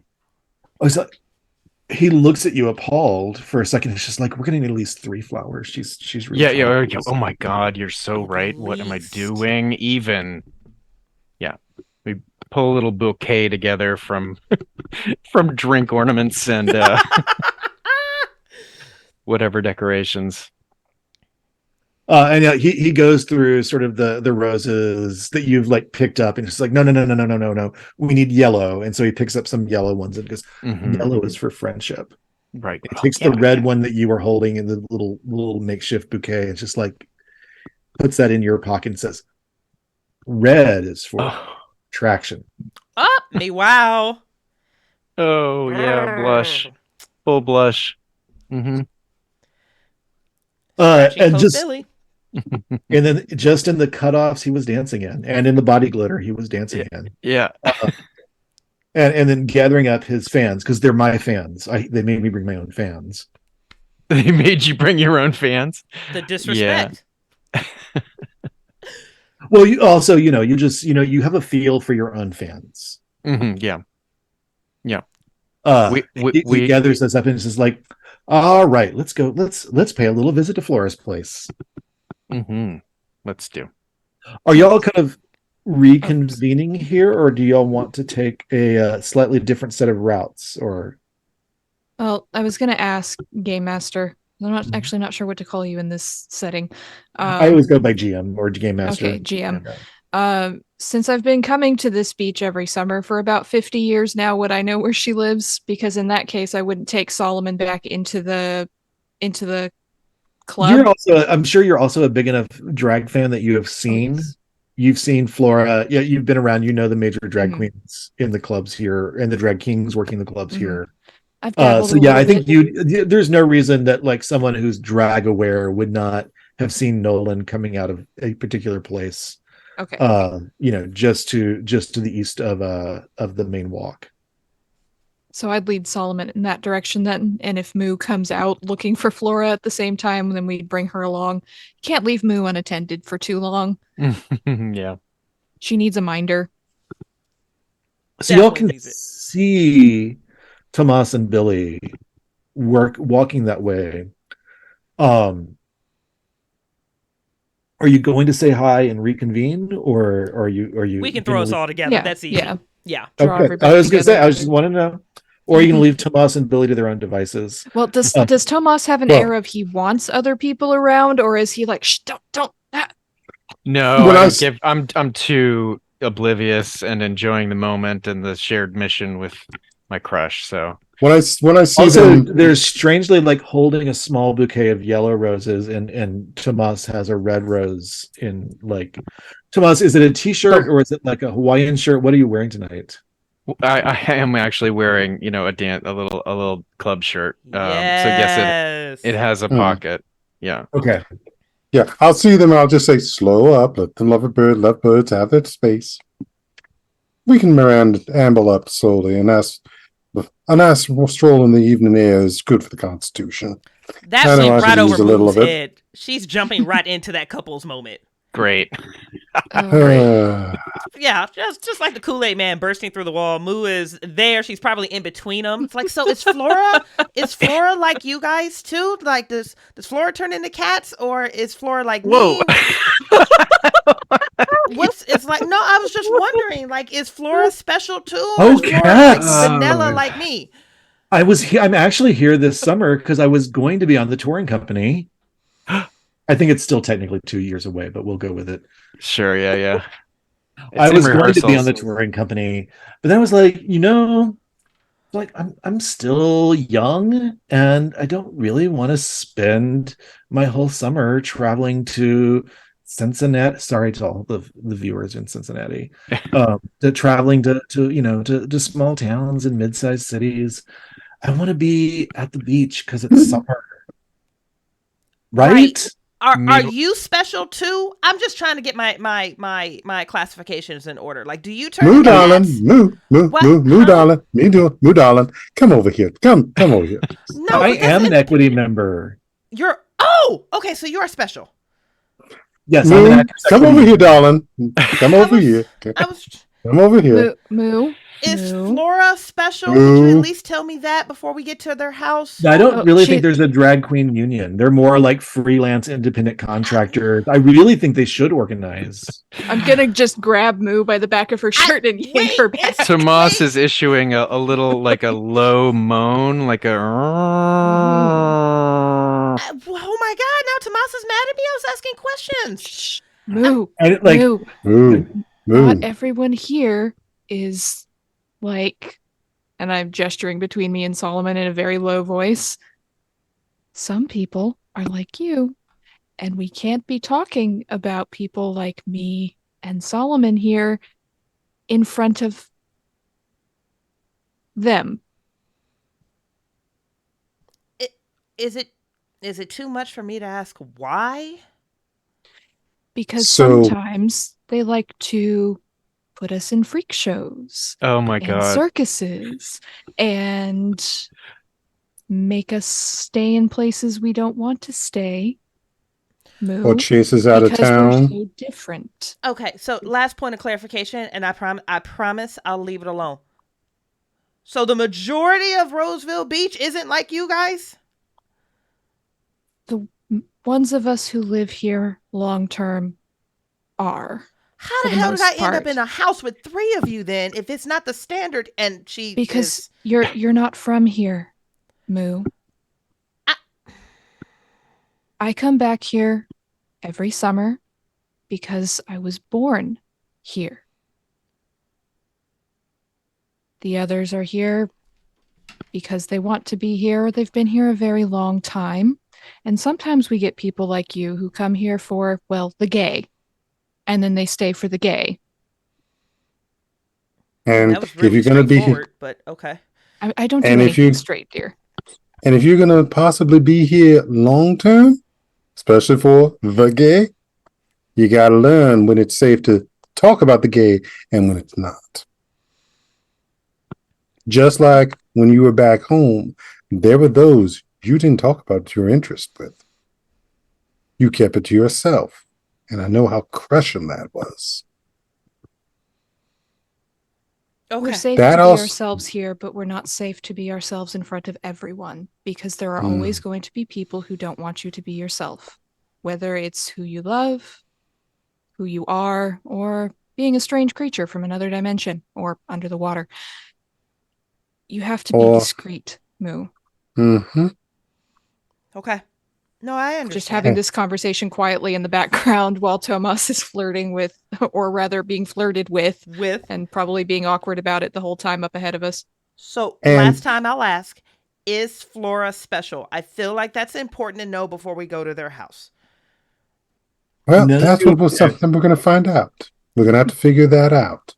None of you have ever Besides- seen anything that would suggest that Flora was in some way magical, Other than she's very good with other the than makeup. I mean, she is a supernatural powerhouse on stage. And And she saw According to something her, she is invisible the- tonight. yeah, according to her, she's also the funniest drag queen in Roseville Beach. It's probably Laura's one of those humans who have been here for a very long time and knows that some of us are not quite vanilla, as you put it, I believe. It just shares a slight giggle chuckle with Solomon over the use of that term because I don't think Moo knows what Moo it has actually no idea. means. Nope.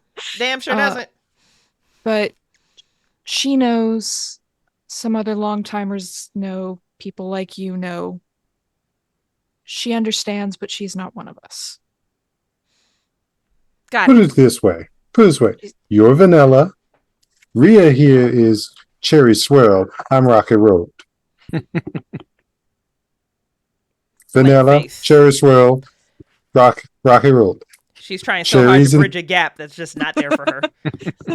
She's got the cherries. I got the marshmallows and The walnuts. nuts. You've just got the vanilla. All that sweet vanilla. And Okay. Tomas very occasionally gives us hairballs. So let's give those lovebirds I'll some space. I'll teach you about And then cherries later. Moo. Suggested by Rook. I love you guys, but you can be so incredibly frustrating. But I do appreciate it. Thank you. Misconception. I thought everyone here was... It's fine. Sorry. So y'all are letting Billy lead since Billy wants to flirt with Tomas, and well, ostensibly Billy really wants to encourage you to apply for your union card. To apply Yeah. for- I'm Uh, encouraging Billy to talk about it. Yeah.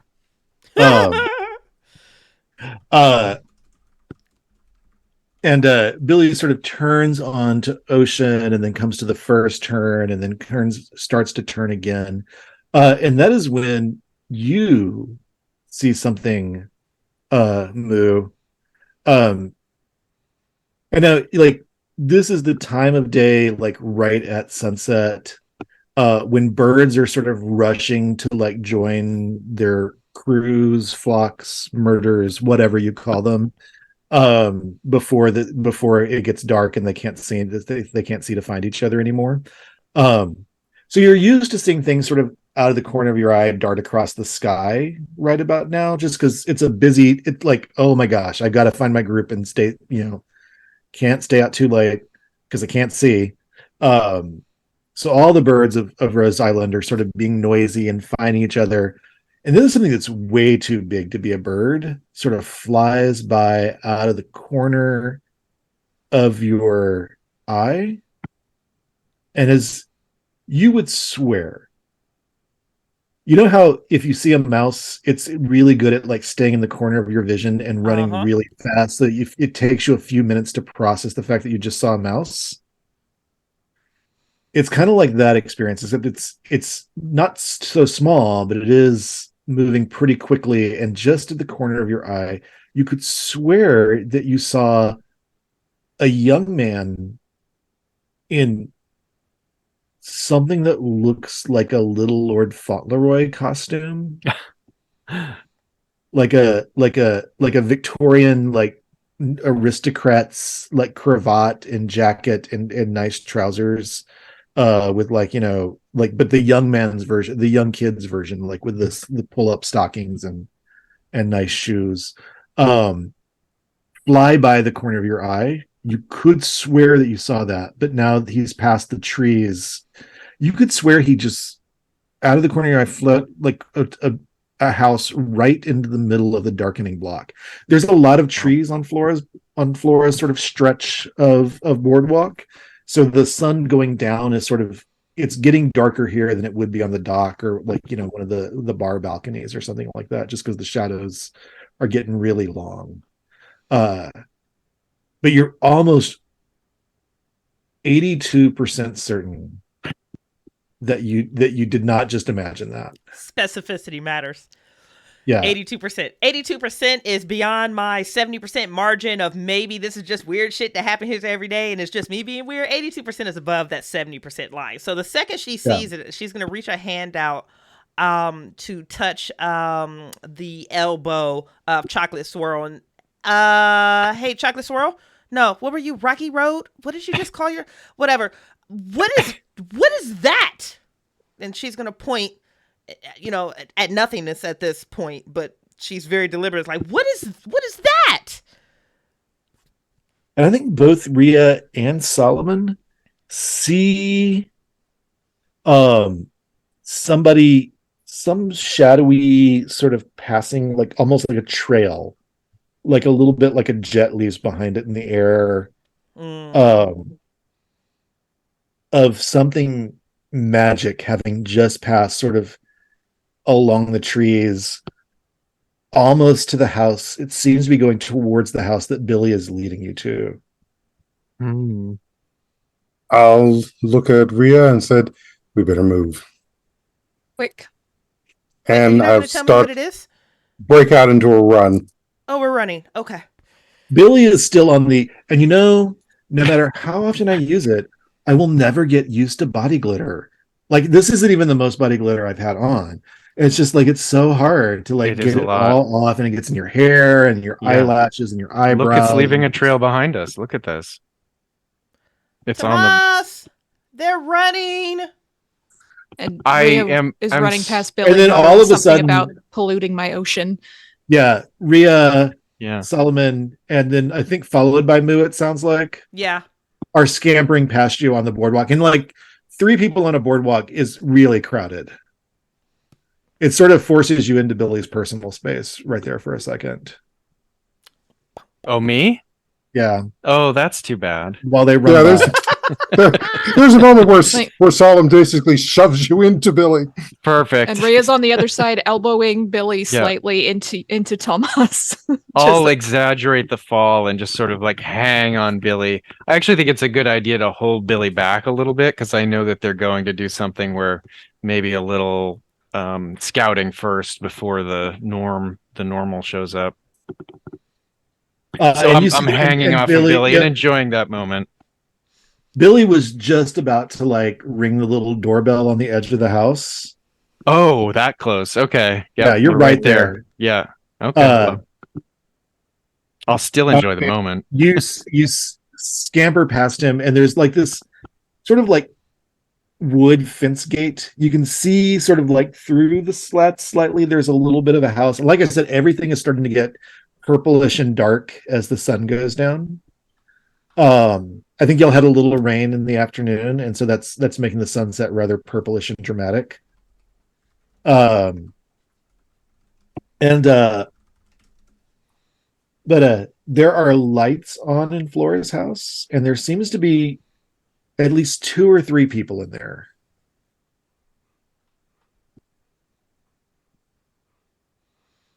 Hmm.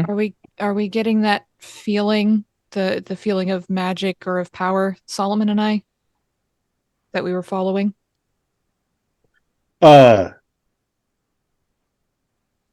yeah, you are getting a little bit of that sort of power, though it seems to have faded back into that general like auditory distortion, sort of at the like a hum in the back of your heads. Ooh.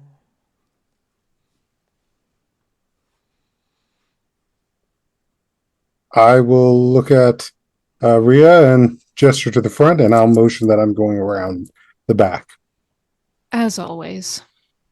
Now, going around the back does involve kind of getting off the boardwalk and kind of going underneath the. Are you going to try to go under the house, or going to try to go under scoot the edge of the houses, the boardwalk portion of the house is actually on.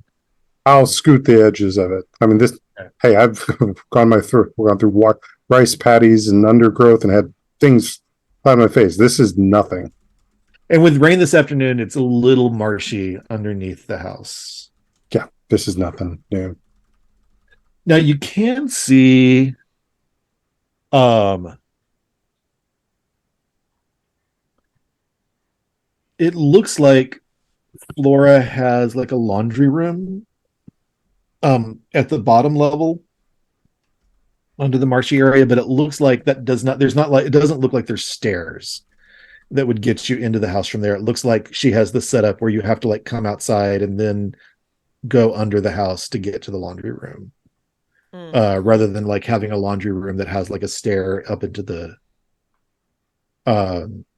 sort of like with the foundation. So I'm looking for a back door, back window that I might be able to go in through. So there is, as you walk through, there is a place where you could kind of climb up and get over the fence and get over into her little hot tub sized dipping pool. Oh, dipping pool. Like she has a little like dipping pool that she can sort of like lounge in. But it's like the size of a hot tub. And there's no one out there. You can, as you pass by though, because you're getting pretty close to the windows of the house. You hear Flora Nolan kind of sobbing. And you hear other voices talking to her or him. I'll take a moment just to listen for the conversation. You can't quite tell. You actually, I think at first you can't quite tell who that other person is, and then you hear it's Yvette. Oh, the pianist. Mm-hmm. And I'll just take a moment, sit there, and listen. And she is saying something like, "Honey, you've just gotten so distraught that I think maybe it's time to, take a summer off. You've been Miss Roseville Beach 3 times. And you have a residency for like the 3rd year in a row, and maybe it's just time to just let the screws turn, have just a simple just a simple piano night, and we could do sing-alongs or something else, but you can't take keeping the screws tone open all on yourself." And then you hear Peter say in like the most cringingly fake, encouraging tone you've ever heard, a man use. Like, yes, that's mine and Doug's job is to keep this place open, not yours. Your job is to take care of you, Flora. Your job is to take care of you. And then you hear another voice, possibly Doug's. But I don't know what we do without a major. And Peter, like, the important thing is what's good for Flora. The important thing is what's good for Flora. Now, would you Very like to try to soon, climb up up to and this. get back in her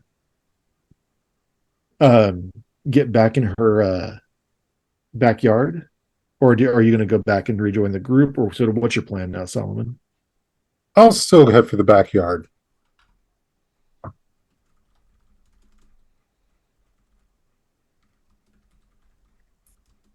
Do we hear the conversation out front? Like, do we hear it as clearly as Solomon did in the back? You're not near any windows, and there's a little bit of yard space between you and them, and so there's not. It's not coming out as clearly as it would for Solomon. You can hear multiple people inside, and you can hear the sound of Flora like crying. If Moo can she do just a quick walk around the house like you would do like if you're trying to see what the hell that animal is that's scratching at your roof? Now, everything is sort of up on boardwalks, so getting off the boardwalk and walking around is sort of a slower process than you would expect it to be. Okay. I think she's still going to go for it just to see if she can see flying Victorian cravat guy. Opposite the direction that Solomon's going, or? Oh, for sure. Okay. So you're kind of walking, you kind of get off the boardwalk and hop around and do the other side. Yeah. And you hear a little snippet of that conversation that Solomon heard, Moo, but you also kind of get to sort of the back area. And you're kind of really close to that back area, and you hear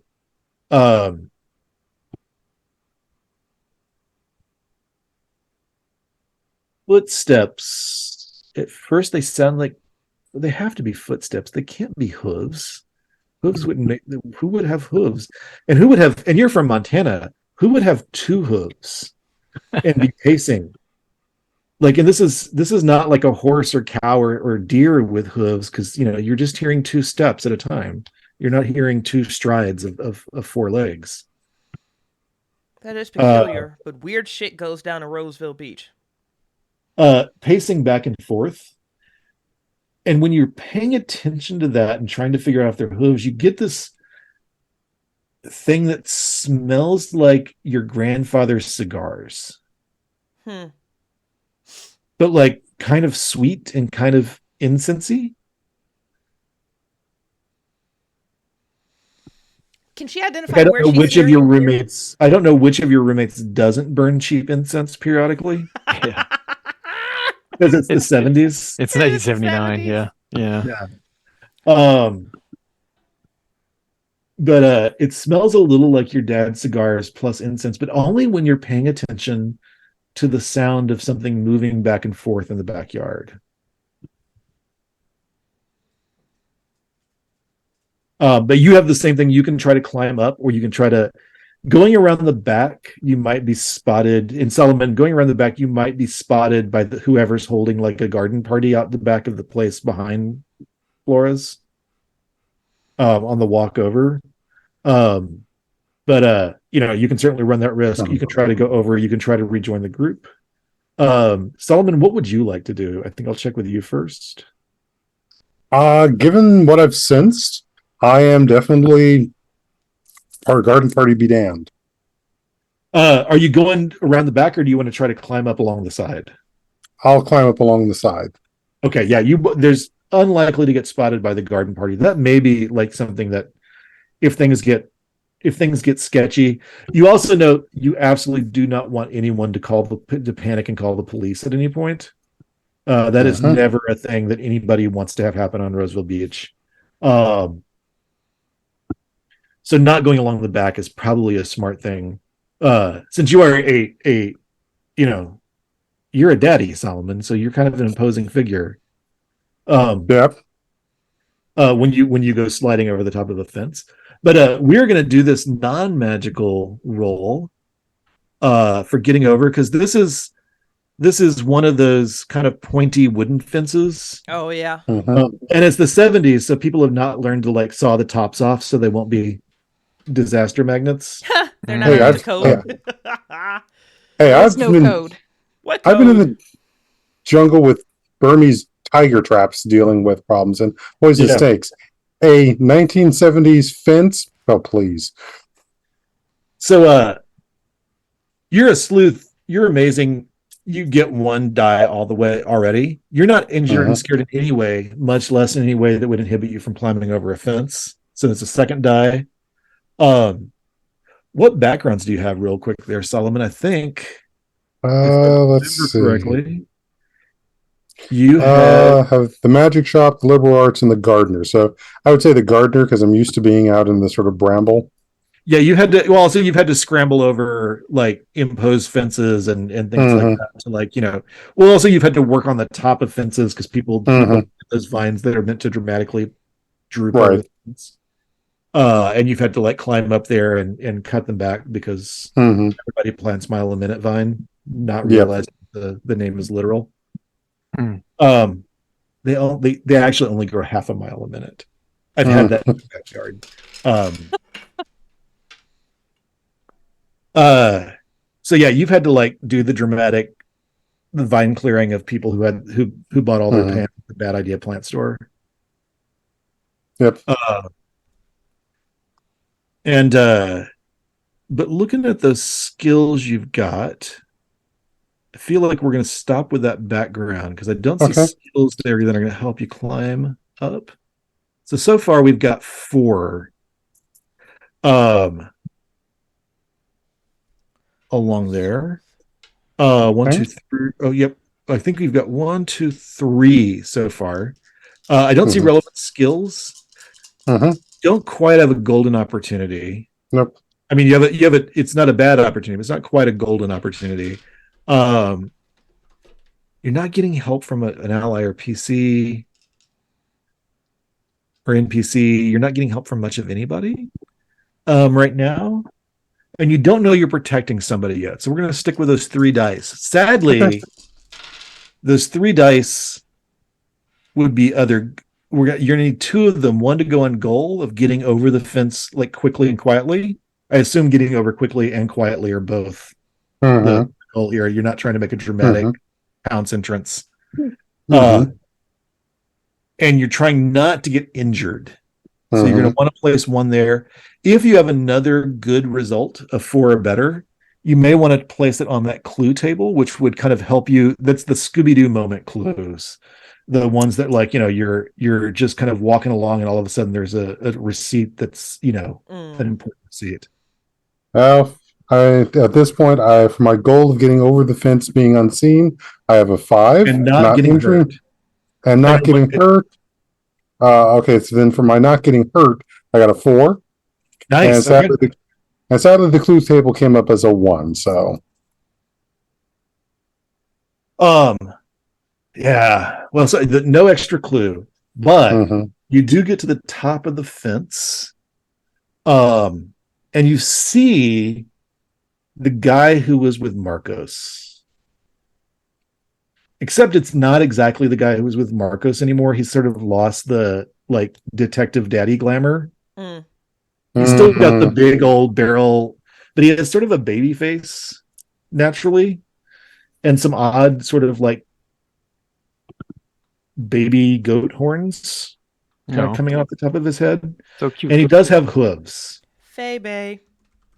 He's like a baby daddy centaur, or sorry, baby daddy satyr. Satyr. Yeah. Satyr. Yeah, here we go. So he's less daddy and more furry. Yeah. Yeah. He's still got the linen jacket and like the detective costume. Wait, no, you sort of looked at it wrong that way. He's actually wearing something that looks kind of weirdly old Victorian, like a dark dress jacket and like an overly frilly shirt with a cravat. Mr. Tumnus? Oh, right. You say that out loud? Yeah, I'll say that. Oh, Mr. sure. Tumnus? We're gonna switch back over to Moo and see what Moo's doing real quick. I'm allegedly making because your I life think- easier. You hear the words Mr. Tumnus in Solomon's voice. And you've not seen anything yet. You suspect Solomon's over there. Yeah, she's gonna do the climb over as well. So And let's this do is- that same thing. Yep. Real quickly, I'm gonna take a quick look at your background and skills. I already beat you to it. I was learning Oh, as we nice. were going along right now. So I should Nice, have okay. 5 dice. 1 for being a sleuth. I'm not injured or scared. I could argue my relevant background is on the farm. Yeah, I think climbing over fences is a thing you're gonna do a lot on the farm. And for skills, she does have climbing, and her second skill, she has strength. Would you give So me that's strength for 4 dice right out of the way, right in the way. Yeah, you don't know that Solomon's in danger yet, so I'm not going to give you that. You protecting someone die. this? No worries. So I came up with Is 5. Is quickly that or right? quietly more important to you? Quickly. Quickly, okay. Moo, being quiet. Come on. You know, She might live her truth people today. grow and change and do unexpected things. Nah, this is a loud heifer, and she's still loud. But then these are PCs, so maybe PCs don't necessarily grow and change. So what did you get on the goal? Yeah, so for I just had this. Let me hop back over to the goal. So for goal, I am going to place my 6 on it. Nice. For injured, I'm actually going to place my 3 on it. I'm curious to see Okay. how injury looks. And then if you're also allowing the additional clues, she's going to put her 5 on that. Oh, nice. So we're going to go with the one I gave as the sample on the additional clues. So here's what happens. You go over and come down really, really quickly, like somebody who's used to screw the roads. I'm just going to go over the fence to the neighbor's property. Yep. And then hang out with my friends by climbing over the wood fence, and then there's wire. The difference between climbing over all those fences. Yeah. You actually land pretty gracefully and quietly, but then you realize you really sort of, going over, you kind of forgot you don't normally wear shorts at home. No, you don't wear shorts on the farm. Not in Montana. No. Except in the dead of summer. And the thing that your jeans would normally protect you from Yeah. is that long scrape along your calf that really hurts. And so you land and you were really quiet, but then there's this involuntary ow. It's like the shock wears off and you realize you have scraped your leg. Mhm. And as soon as the owl happens, Solomon, you see Moo sort of land. And the person sort of looks between you and it's like, Tumnus is just a name I've been called before. Out front, we've got Billy, but most importantly, we have Tomas and Rhea. Billy's just about to ring the doorbell and introduce himself. And we're not privy to any of the stuff that's been going on you back hear there. you hear movement, and you in a second you'll hear someone say "owl" very loudly. But you've not heard that yet. Billy is about to sort of ring the gate bell. Yeah. We did hear what sounded like Flora crying, right? We could hear Yeah. that from where we were. Yeah. Okay. So Well, there's that mission's intact. I say we just go ahead and let Billy that happen. Billy rings the doorbell. I was just gonna open the door or try Sure. to open the door without being polite. Sure. Oh, it's not definitely latched. I'm not It a is vampire. definitely- I don't have to be invited in. Oh yeah. You're right. It's definitely latched, so the doorbell may be the quickest way. Also, it's the way that's not going to immediately get Billy to protest the fact that you're, well, you can't just walk into somebody's house. Yeah, Billy, let him know. People walk into my house all the time. Side eye at the ocean. Tell me about having roommates. Yeah. So ring the doorbell. Fine. Flora Kill opens the Billy. door very dramatically and comes down the little steps out to the front walk and opens the gate. It's like, looks at the three of you and then turns to Billy and says, Billy, I'm so glad you've come. And you, and you. She is struggling to remember your names. Oh, damn it. The disrespect. Rhea. That's a little. Yeah. It's Rhea, Flora. Rhea, Mhm. right. I am so sorry. I am so sorry. Are you okay? Sounded like you were crying up a storm in there. Well, they After think the just because I had laundromat, I would swear there was something hovering over the audience, holding a spear like a Valkyrie on like a line that was lifted, from the I don't even know. Do people put Valkyries on lines and lift them off the stage for Wagner? Valkyries are not real. Other things, yes. Valkyries, no. They're real in the context of the dramatic arts. Yes, but there wasn't one because we would have seen it. Do you Well, think that's what maybe they you saw a say. ghost? Those are real. It was for a ghost. She had very dramatically handsome shoulders and arms, and a very sharp looking spear, and a winged helmet that was actually like flapping the wings. Whoa. One, are you sure you're not projecting your fantasies onto this ghost? And Spectacular two, vision. If it was your fantasies, spear size matters, yes. But can we maybe have a chat about that inside? She's yes, come in. They're all talking business to me. And you walk in and you see Doug, who's looking pretty distraught and confused, and Yvette and Peter, who are both looking. They have that look of like feigned concern. They're like, we're never going to financially recover from this. There will always be gays coming to the bar. But You'll that be fine. perform as well as Flora? Yes, but we're paying for a 2-story. Doug is muttering all these things. We're paying for a 2-story. How will we? Oh my And the God. upstairs bar is not. And then we would have to remodel that upstairs space. Is this really the first time Flora has sort of wigged out? Yeah, no one's ever heard of Flora not doing a show. Okay. Like Flora takes vacations, but she Yeah. doesn't cancel a performance once she's gone on. Or flake on stage, which just Also, Flora's notion of drag time is like 15 to 20 minutes late, which is sure. Which is normal for a which queen. is well within standard performance tolerance. Mhm. Without even adding drag queen time to it. Look, Dougie.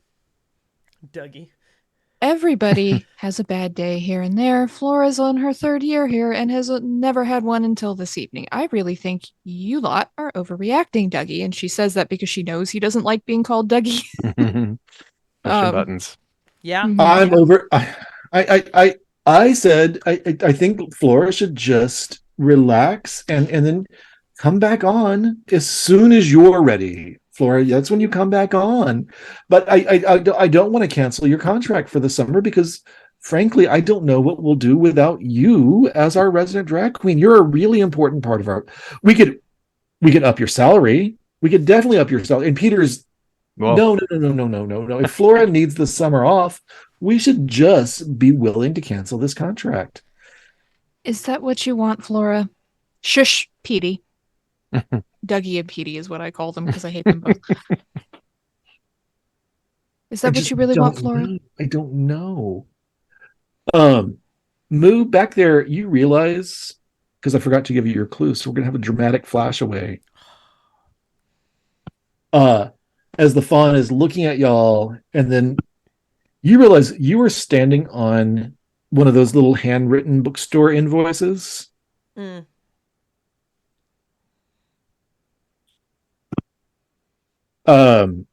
and it's from the local occult bookstore. You have probably heard Solomon. Solomon, tell me if this is in character for you or not. You've probably heard Solomon scoff at the quality of books in the local occult bookstore because Yes. there's never been anything of the actual value there that wasn't on the discount rack.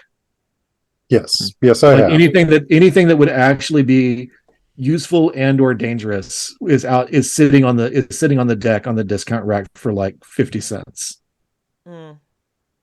Number of mistaken spells that are going on. God, how many times have I used this for fertilizer? It is owned by two straight guys who are the worst occultist in the history of occult practice. They are just terrible. They're the only people who are trying to form a cult who are trying to talk openly about forming a cult. Listen, Typical. being straight is a cult, so it makes Yeah. total sense to me. You were standing on a Violet Flame bookstore receipt, Moo. And it's for a book that's called To Summon the Forest. Mm. And like, they charged, whoever got it paid 25 cents. To summon the forest. And you said this is, I'm not standing on the book, I'm standing on the receipt. No, you're standing on a receipt for the book. Cutting back inside to Rita and Tomas. Mm-hmm. Billy is busily hugging on Nolan / Flora, who has not taken off the cold cream, the costume cold cream. So I'm The still stuff gonna that call her looks Flora. like yeah. she's looks like still in just drag, white so- paste over your face. So like Billy's shoulder is now just sort of white cold cream. Yeah. Mm. Well, there's a quick way to get rid of the glitter. Right. What are the two of you doing? As Yvette and Peter are very just like, Flora, Look. what you should do is just take the summer off. Okay. Oh no. How about you two men stop telling her what she should be doing and actually give her a break and let her figure out what it is she wants to do, considering this whole event has only been about 30 minutes or so. She's hardly had time to think, and I rather don't like the bullying tactics going on here, kids. I'm not going to lie about that. And Yvette just turned around and said, "You're right. You're very, very right. Uh-huh. I usually am. Flora, you should just listen to us girls. And I think we're all on the same page that you should just take the time you need for yourself and not worry about the effect on this girl's turn." The time she needs for herself does not involve you, Yvette, or any of us Well, it telling her does. what she should be doing. I'm professionally committed to Flora. And is Flora performing right now? No. One of my traits is stubborn. So Oh, yeah. I'm just standing there with my arms across my chest, feet planted, and just like, I'm not having this. Well, I think we can all agree that Flora does not have to work tomorrow night. Flora does not normally work tomorrow night. Oh, perfect. So Yes. Doug stands up and is just like, "Flora, take the time you need. But I really do hope you'll stay for the rest of the season this summer. I just don't know how we can do it without you. But take the time you need, sweetie." And he just turns and is ready to go. Thank you, Dougie. I think I'll try to get in on a 3-way hug. See if I can get some of that cold cream. Yeah. Yeah.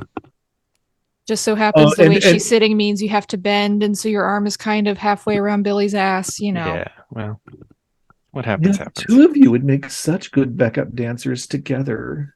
Oh. It's something yeah. Flora says. Flora says this? Ooh. Yeah, Flora just says this.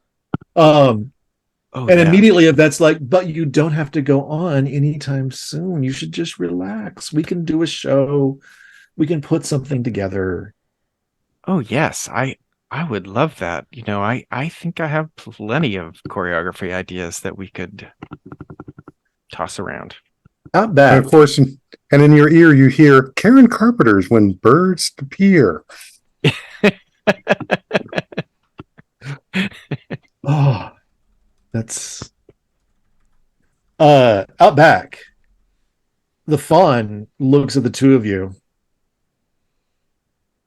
And you see the bartender with the shifty hair and eyes, the color shifting hair and eyes, has been sitting there for a bit. She just sort of emerges from the shrubbery. She didn't really move. She's just sort of there. And you didn't really notice her before. And she's smoking with a dramatically long smoking stick. What looks like something that's hand rolled and smells, but only if you think about it. Only when you're looking at it, it smells rich, incensey. Fancy meeting you here again. Hi. She's gonna reach You know, down. this She's got is- blood running down her calf. She's gonna reach down and rip that receipt off of her hand and look at it. Are you two here to help Flora too? They look at each other and they look back at you and they're just like, we're here to help. And then they both giggle on the word help. Sure, we're here to help. And they giggle again on the word help. Oh. So you guys And aren't here to help Solomon's her at shaking all. his head no. Yeah. Moo might be blind on gay and she might be blind on supernatural, but she knows malicious intent when she sees it. You know, we were called forth to do a job, and you know, there's a job we have to do. She looks up at Solomon. Solomon, you're still sort of at the top of the fence.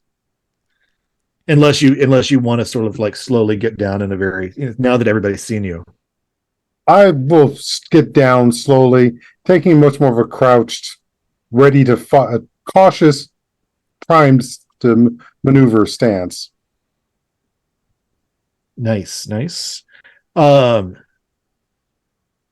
just like, you have jobs that you're given, and you do your jobs. So, what was offered for your job? Well, it's less what they offer. We have a lot of that. And more just that, they use they just asked in the right way.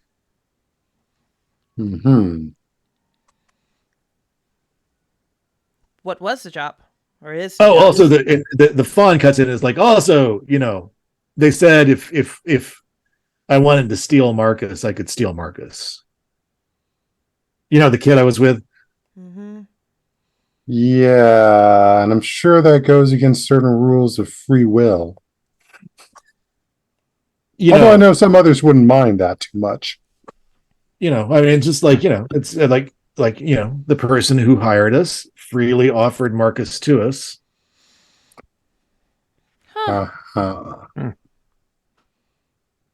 I'll glance into the house, at the house. There is definitely, like, you can see in the back, from the backyard, you can see sort of all the way through the lower level. Beaches, they love big open houses with lots of flow through ventilation. And you can see that everybody inside has been joined by Billy, Tomas, and Rhea. And is it possible to make any type of eye contact with Rhea from where I am, or do I have to be more exposed to see? Actually, you can definitely make eye contact with Rhea. That will sort of, like, if Rhea, depending on what Rhea does, that may call attention to you. You can see Doug leaving sort of with apologies to Flora. Is he taking Petey with him? Yeah, and Flora is no, he is not. I mean, they've had their 15th breakup of the season, which has only been going for a few weeks. This is why I can't stand either of them. It's so dramatic. I love the drama. The drama. Of course you do. Uh, All right. So I'm just standing there, arms crossed, catch a glimpse of Solomon. But I think at my age, I perfected the resting beach face. Mm. Waiting all game to use that line. Good one. It's a good one. Yeah. And so I'm not going to change my expression other than a raised eyebrow, which could be interpreted by Yvette and Petey, who are right in front of me, as at them, but which Solomon would notice through the window. And Solomon will give the motion to keep them active. So I'm going to keep, which is what I was planning on doing anyway, is keeping Petey and Yvette from getting too close to Flora, who is being hugged by Tomas and Billy. A phalanx and of hugs. Essentially Of hugs. telling them they need to leave her alone and they can come back on Wednesday because Tuesday's Flora's day off, and that no, we are not having this discussion right now. Dougie's already left, Petey. Might as well follow. You can also see, Rhea, you can't quite tell who they are or what they are, but you see two very dark shaped figures out back with Solomon and Moo. And you keep thinking you see them and you think you don't see them and you're like, something was summoned. Oh. And I know ghosts are real, so they could be ghosts too, so who knows. But I'm going to follow Solomon's lead and just keep Yvette and Petey from noticing him. Even if I have to get really heavily sarcastic on Petey's name because he hates that, I will keep them distracted as long as possible. Petey is not looking agitated that you're distracting him. Yvette is looking not necessarily impatient with you, but like she expects something to happen. Peter seems oblivious to this, but... Come on, Yvette. I'm sure you'd just love to have your own spot at the bar. Did Mary Sue Alice put you up to this? I bet that bitch did. What? What are you talking about? I would never, ever in a million years betray Flora for my own show. I'm not a drag queen. I'm a pianist. Sure, Yvette, sure. As if we haven't heard you all muttering into your daiquiris in the evenings about how you could have been someone back in the day. You could have been a real somebody, and now you're stuck in this dive bar on this beach. It's not a daiquiri. It's limeade. That's what's wrong with that story. That's what's wrong I with add that a story. I add a little Sprite to it just to give it some sparkle. That's the point that needs clarifying. Got it. You are the most vanilla lesbian I've ever met, Yvette. She's just like, what would I have planned? Like a show tune sing-along lineup of Kiss Today Goodbye, and she lists off a 10-song show tunes lineup. The exact show tunes lineup. Mm-hmm. Yeah. Oh, I can tell you haven't put any thought into this whatsoever, Yvette. None. It's actually less whatsoever. thought than you may be making. It's actually there's a guy who does show tunes at the club where Tomas works, who just does show tune sing-alongs, and this is his lineup. Like but he I'm sure gets you to could that put your 8th own song. piano spin Like on it's it. exactly 8 songs, and then you ask for audience to, then you start doing audience requests. She's not even original. But I'm sure that having Flora here for yet another residency has rained on your parade, maybe? I don't know what you're insinuating, but she is both annoyed at you and still agitated. It's just like, I think that, I'm one of Flora's oldest friends in town, and I think, I'm one of Nolan's oldest friends in town, and I think that I should just sit here and let Nolan talk about what Nolan wants to do.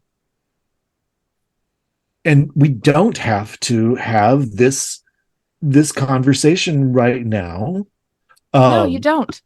And we just let Nolan, but everyone can just leave, and I can just sit here with my old friend Nolan.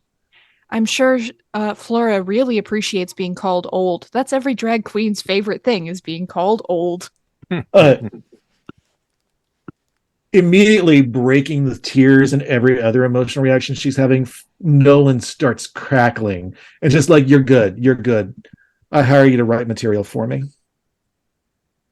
We'll have a chat one day if I ever get too tired of this lifeguard gig. But Yvette, you should know better than to try and talk to people when they're still having to process their own emotions. You play piano in a gay bar, Yvette. You should know better. I feel like if Flora is nervous about whatever it is that she saw, then I should be with her so that it doesn't happen again. Still keeping an eye on Solomon. Like, well, Flora, how do you feel about this? Do you want Yvette to stay around and have a very long, emotional, manipulating conversation with you? Let's flash back to Solomon and Moo in the garden with the two Fae-esque creatures. Am I seeing any changes in their behavior or action as this is all transpiring inside the house? They seem they seem like they're ready for action, but they're kind of delighted at talking to you since you can see them. Okay. Well, you're still not sure why Moo can see them. Maybe it's the peer of heart. Yeah, that's what it is. Well, yeah. Well, if there's one thing I do remember from all my training and what my mama taught me was that creatures like you don't like iron. And I'll reach into the back pocket and pull out my iron spade. That is garden tools always with you. Yeah. I never know when a good spade can be used to take out a spleen. Yeah. Boom. You have got the cast iron spade and you're trying to scare them away.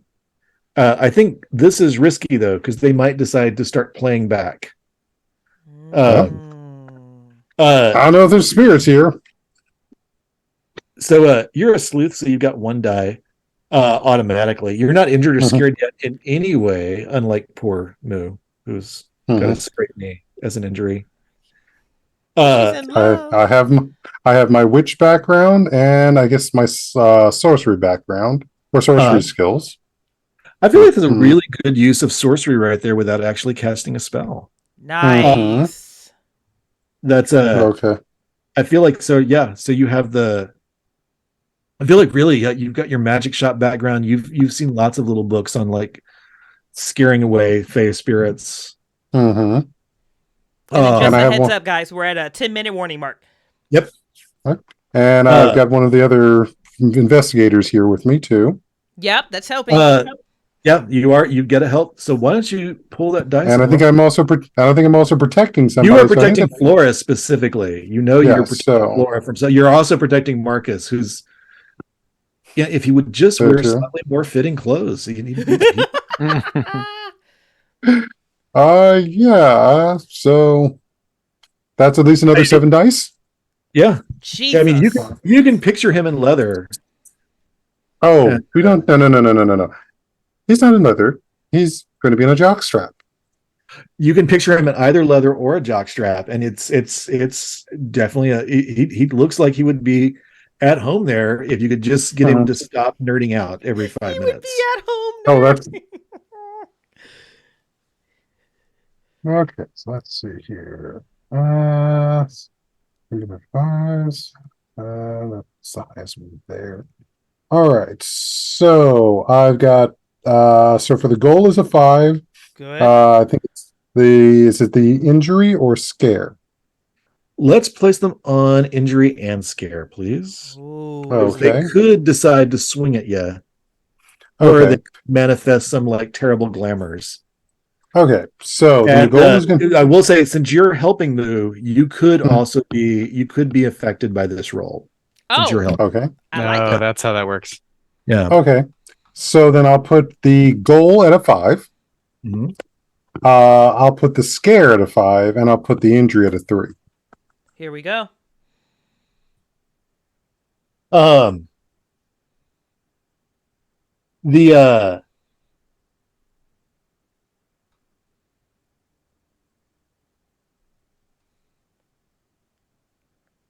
You have two. You sort of see the big shouldered fawn Uh-oh. smile, crack its knuckles, and it's like a section of a movie that's just going too fast, but also slow-mo at the same time. Yeah. Um uh and then he pounces, and sort of like you lose sight of like the sky and the deck you're on and the Flora's little excessively decorated pool area with all the dead plants and colorful hangings. Flora does not have a green thumb. Um and then suddenly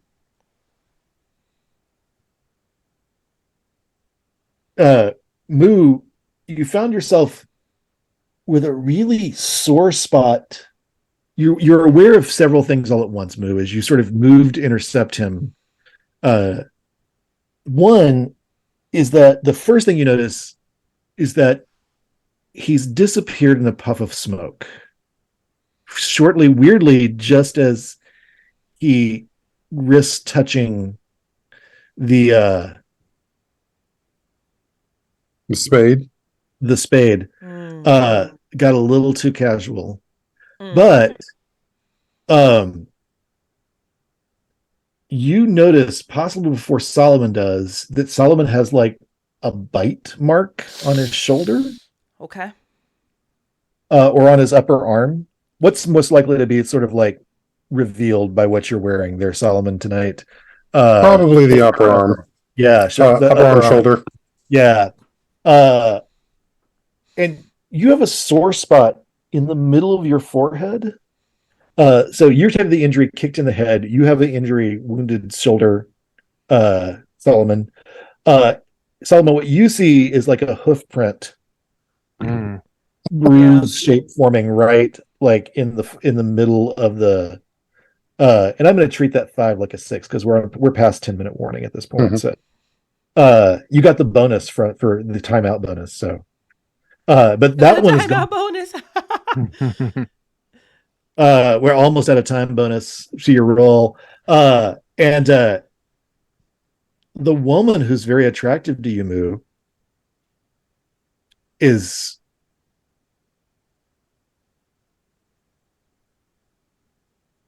looking, turns around at you and looks a little scared, but also a little impressed.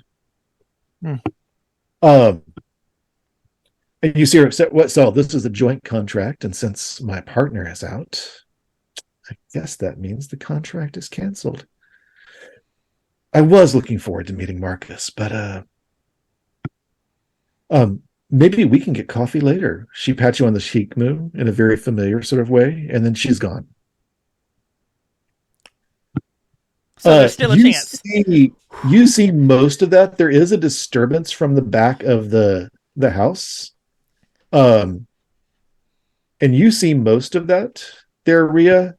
A second later, a vet sees the very end of it. And then she grabs her handbag and storms out of the house without any explanations. Bye. And just says, when you wise up there, Flora, you come call me. But until then, just take your time.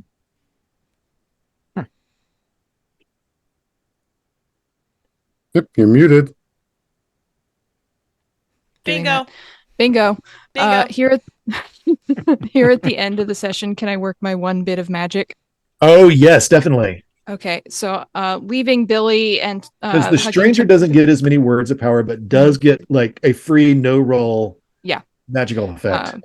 So I'll leave Thomas hugging Flora and Billy's ass and step out down to the beach so that my feet are in the water.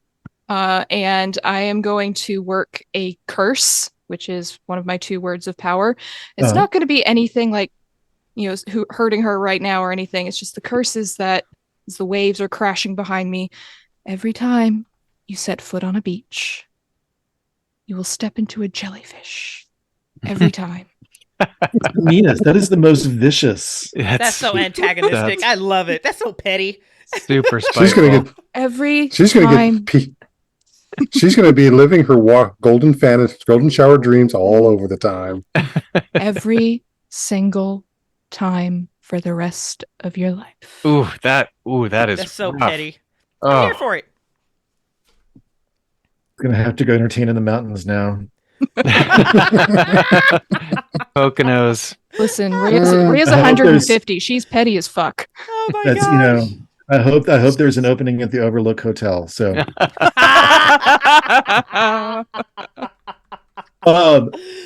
I feel like we haven't had a chance to really explain what was going on, but you guys definitely stopped it from continuing. So yeah, and we can No, talk about without- the conclusion in the talkback, which Patreons have Mhm. will have access to. oh yeah. Mhm. So I feel like, though, I would like to leave viewers with a quick image, just a few seconds of where you Yeah. spend the rest of the night. Now that and it could be going home and watching something on your little VCR that you've rented from the, or the selection of 10 movies, 8, 2 of which have definitely been watched too many times. Uh-huh. The tape is all torn. Yeah. And I'll start with Solomon. I'll pick on you. So, Where do we see you for the rest of the night? so after everything wraps up, you see my boss's house, Billy Cummings, Uh-huh. as a rain starts to fall. Ooh. And I'm knocking on the door carrying a bottle of rum with the wounded shoulder. And it's like, had a hard night. Could use some company. And the door opens to allow you entrance. Rhea, you put a curse on somebody. Where are you spending the rest of the night? So petty, It felt so good that I'm immediately horny. So I'm just going to Baywatch run down the beach to where Nice. Lila and I go pretty much every Monday night after the drag show. Every Monday night. And the moonlight is bright, the rain is starting to fall, and we are going to have the most wild sex on the beach with our feet in the edge of the surf anyone's ever had. Yeah, that's beautiful right there under the full moonlight. Which is full moon, very illuminating on a beach. Looms off the water, seems off the sand. It's really amazing. Tomas, what about you? Oh, that's me. That's me. Oh, that's me. What I really want for this character is to connect with Billy on a deeper level, to on a first kind of romantic admitting feelings walk on the beach. But I also, because I didn't get to during this session, I really want to go full cat. So I think in that moment of intimating that he will come out to Billy as a cat, and as they're talking about cats and how frustrated Tomas was that he also auditioned for the touring company and didn't get in to Cats, how humiliating is that for a wildcat? And yeah, so they start a little something and connect about cat movements and maybe even showing off a little cat movement stuff and say, you know what, I can't hold it in any longer, and then goes full cat to impress Billy, hoping that will work. That's beautiful. I feel like Billy also thought he was just about to lean in and kiss you right when you turned into a cat. Yeah. Oh yeah, it's perfect. It's perfect. Yeah. Meow. Found another Nothing trigger. like the romantic comic relief. This is how Billy finds out that his kink is furry. Yeah. Right. Real It's a night furry. of discovery. You may have just had a first date offer from an evil Fey presence, or from an amoral Fey presence. Oh. Yeah. What are you doing for the rest of the night? Well, per usual, her entire housemates are all getting laid, and she's not.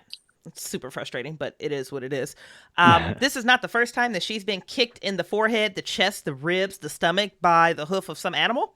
So she knows how to go home and treat that. That's going to be the first thing. So that's going to be making sure she's cleaning out the wound, ice, bandaging, Tylenol, blah, blah, blah. She knows what she's doing as far as like getting kicked in the face. But she is going to wake up early like she always does.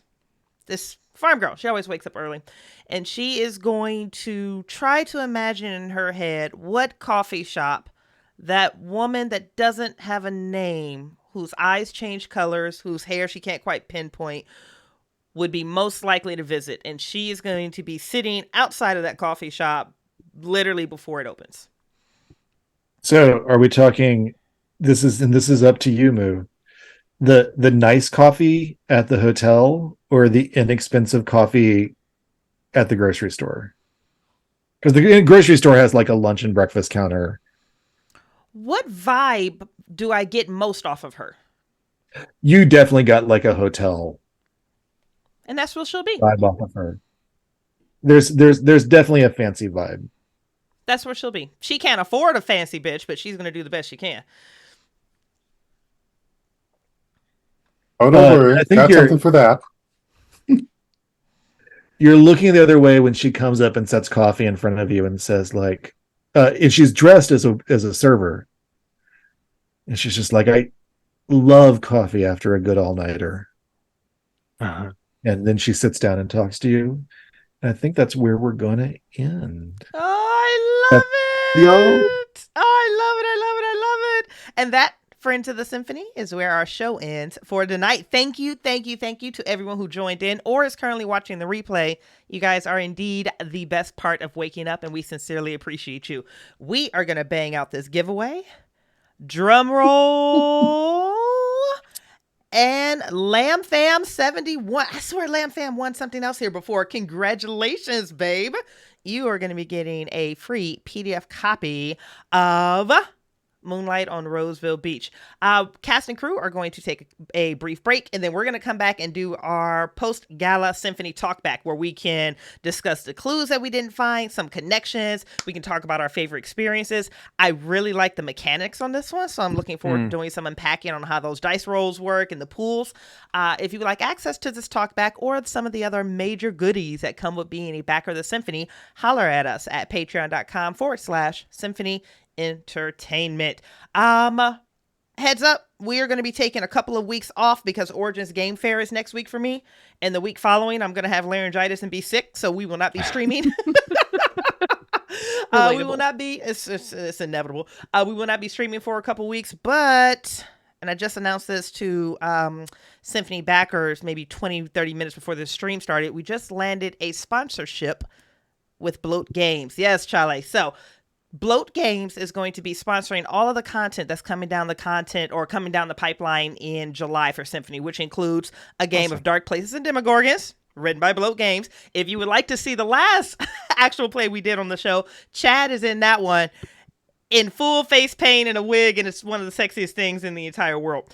We are going to have the Symphony Sonatas coming back, and we have Ryan from the Illusion Con running Cult Divinity Lost. So if you want to check out some of the amazing things happening at Bloat Games, Symphony was gifted with a 20% off coupon that you can use. So I'll be posting all of this on social media so you guys can cycle back to it, but you're going to be going to bloatgames.com, and code Symphony will get you 20% off of everything that they have in stock. So before we empty out the auditorium, let's go around one more time and say goodnight to our symphonic class. Richard, hit us, baby. Give us your name, where people can find you, and some of the awesome things that you do. Hey, I'm Richard. I founded our Rook Studio, and you can find us at r-rook.studio for our website, or our Rook Studio, all one word, no dashes or spaces or anything fancy, on Twitter. I think that's also the Instagram account, though I'm never on Instagram. And we have a Kickstarter coming up for the very first mystery book for Roseville Beach. We'll have some character options. Yes. Character options, some new mysteries, some actual creatures. So we'll actually have a mini bestiary kind of coming out in this, written by Nora Rose, who's a good friend and one of my favorite creators out there. And have some stuff coming from Sharang Biswas and Bindi Barrett, and Oh my gosh, I'm losing all my co-creators for this. My brain, I'm going out. You're okay. But anyway, that's we dim all the lights. So if you look at dim all the lights on Kickstarter, you'll find our preview page there. So, and that's it from me. Richard, thank you for y'all. bringing your talent and your creativity and your time over to the Symphony. We genuinely appreciate it. This has been such a big privilege. So thank you. Charles, hubby, hit him, baby. Yes, my name is Chad. It is a nickname for Charles. I write as Charles Gerard. You can find my work under Charles Gerard in Darker Hue Studios. Onyx Path, I forgot to mention before. Oh yeah. Sentinel Hill, that just came out. That is the Masks of the Mythos sort of gods elder gods or mythos entities sponsoring superhero like characters. Really fun. Sentinel Hill Press and Golden Goblet Press, and that's my stuff, and more to come. Chad, I love your face. Who do we got? My other spouse. I get around so much. We gotta love it. Rina, hit us, baby. Polyamory's the way to go, my love. So Mwah. I've been Rina, and always will be, I hope.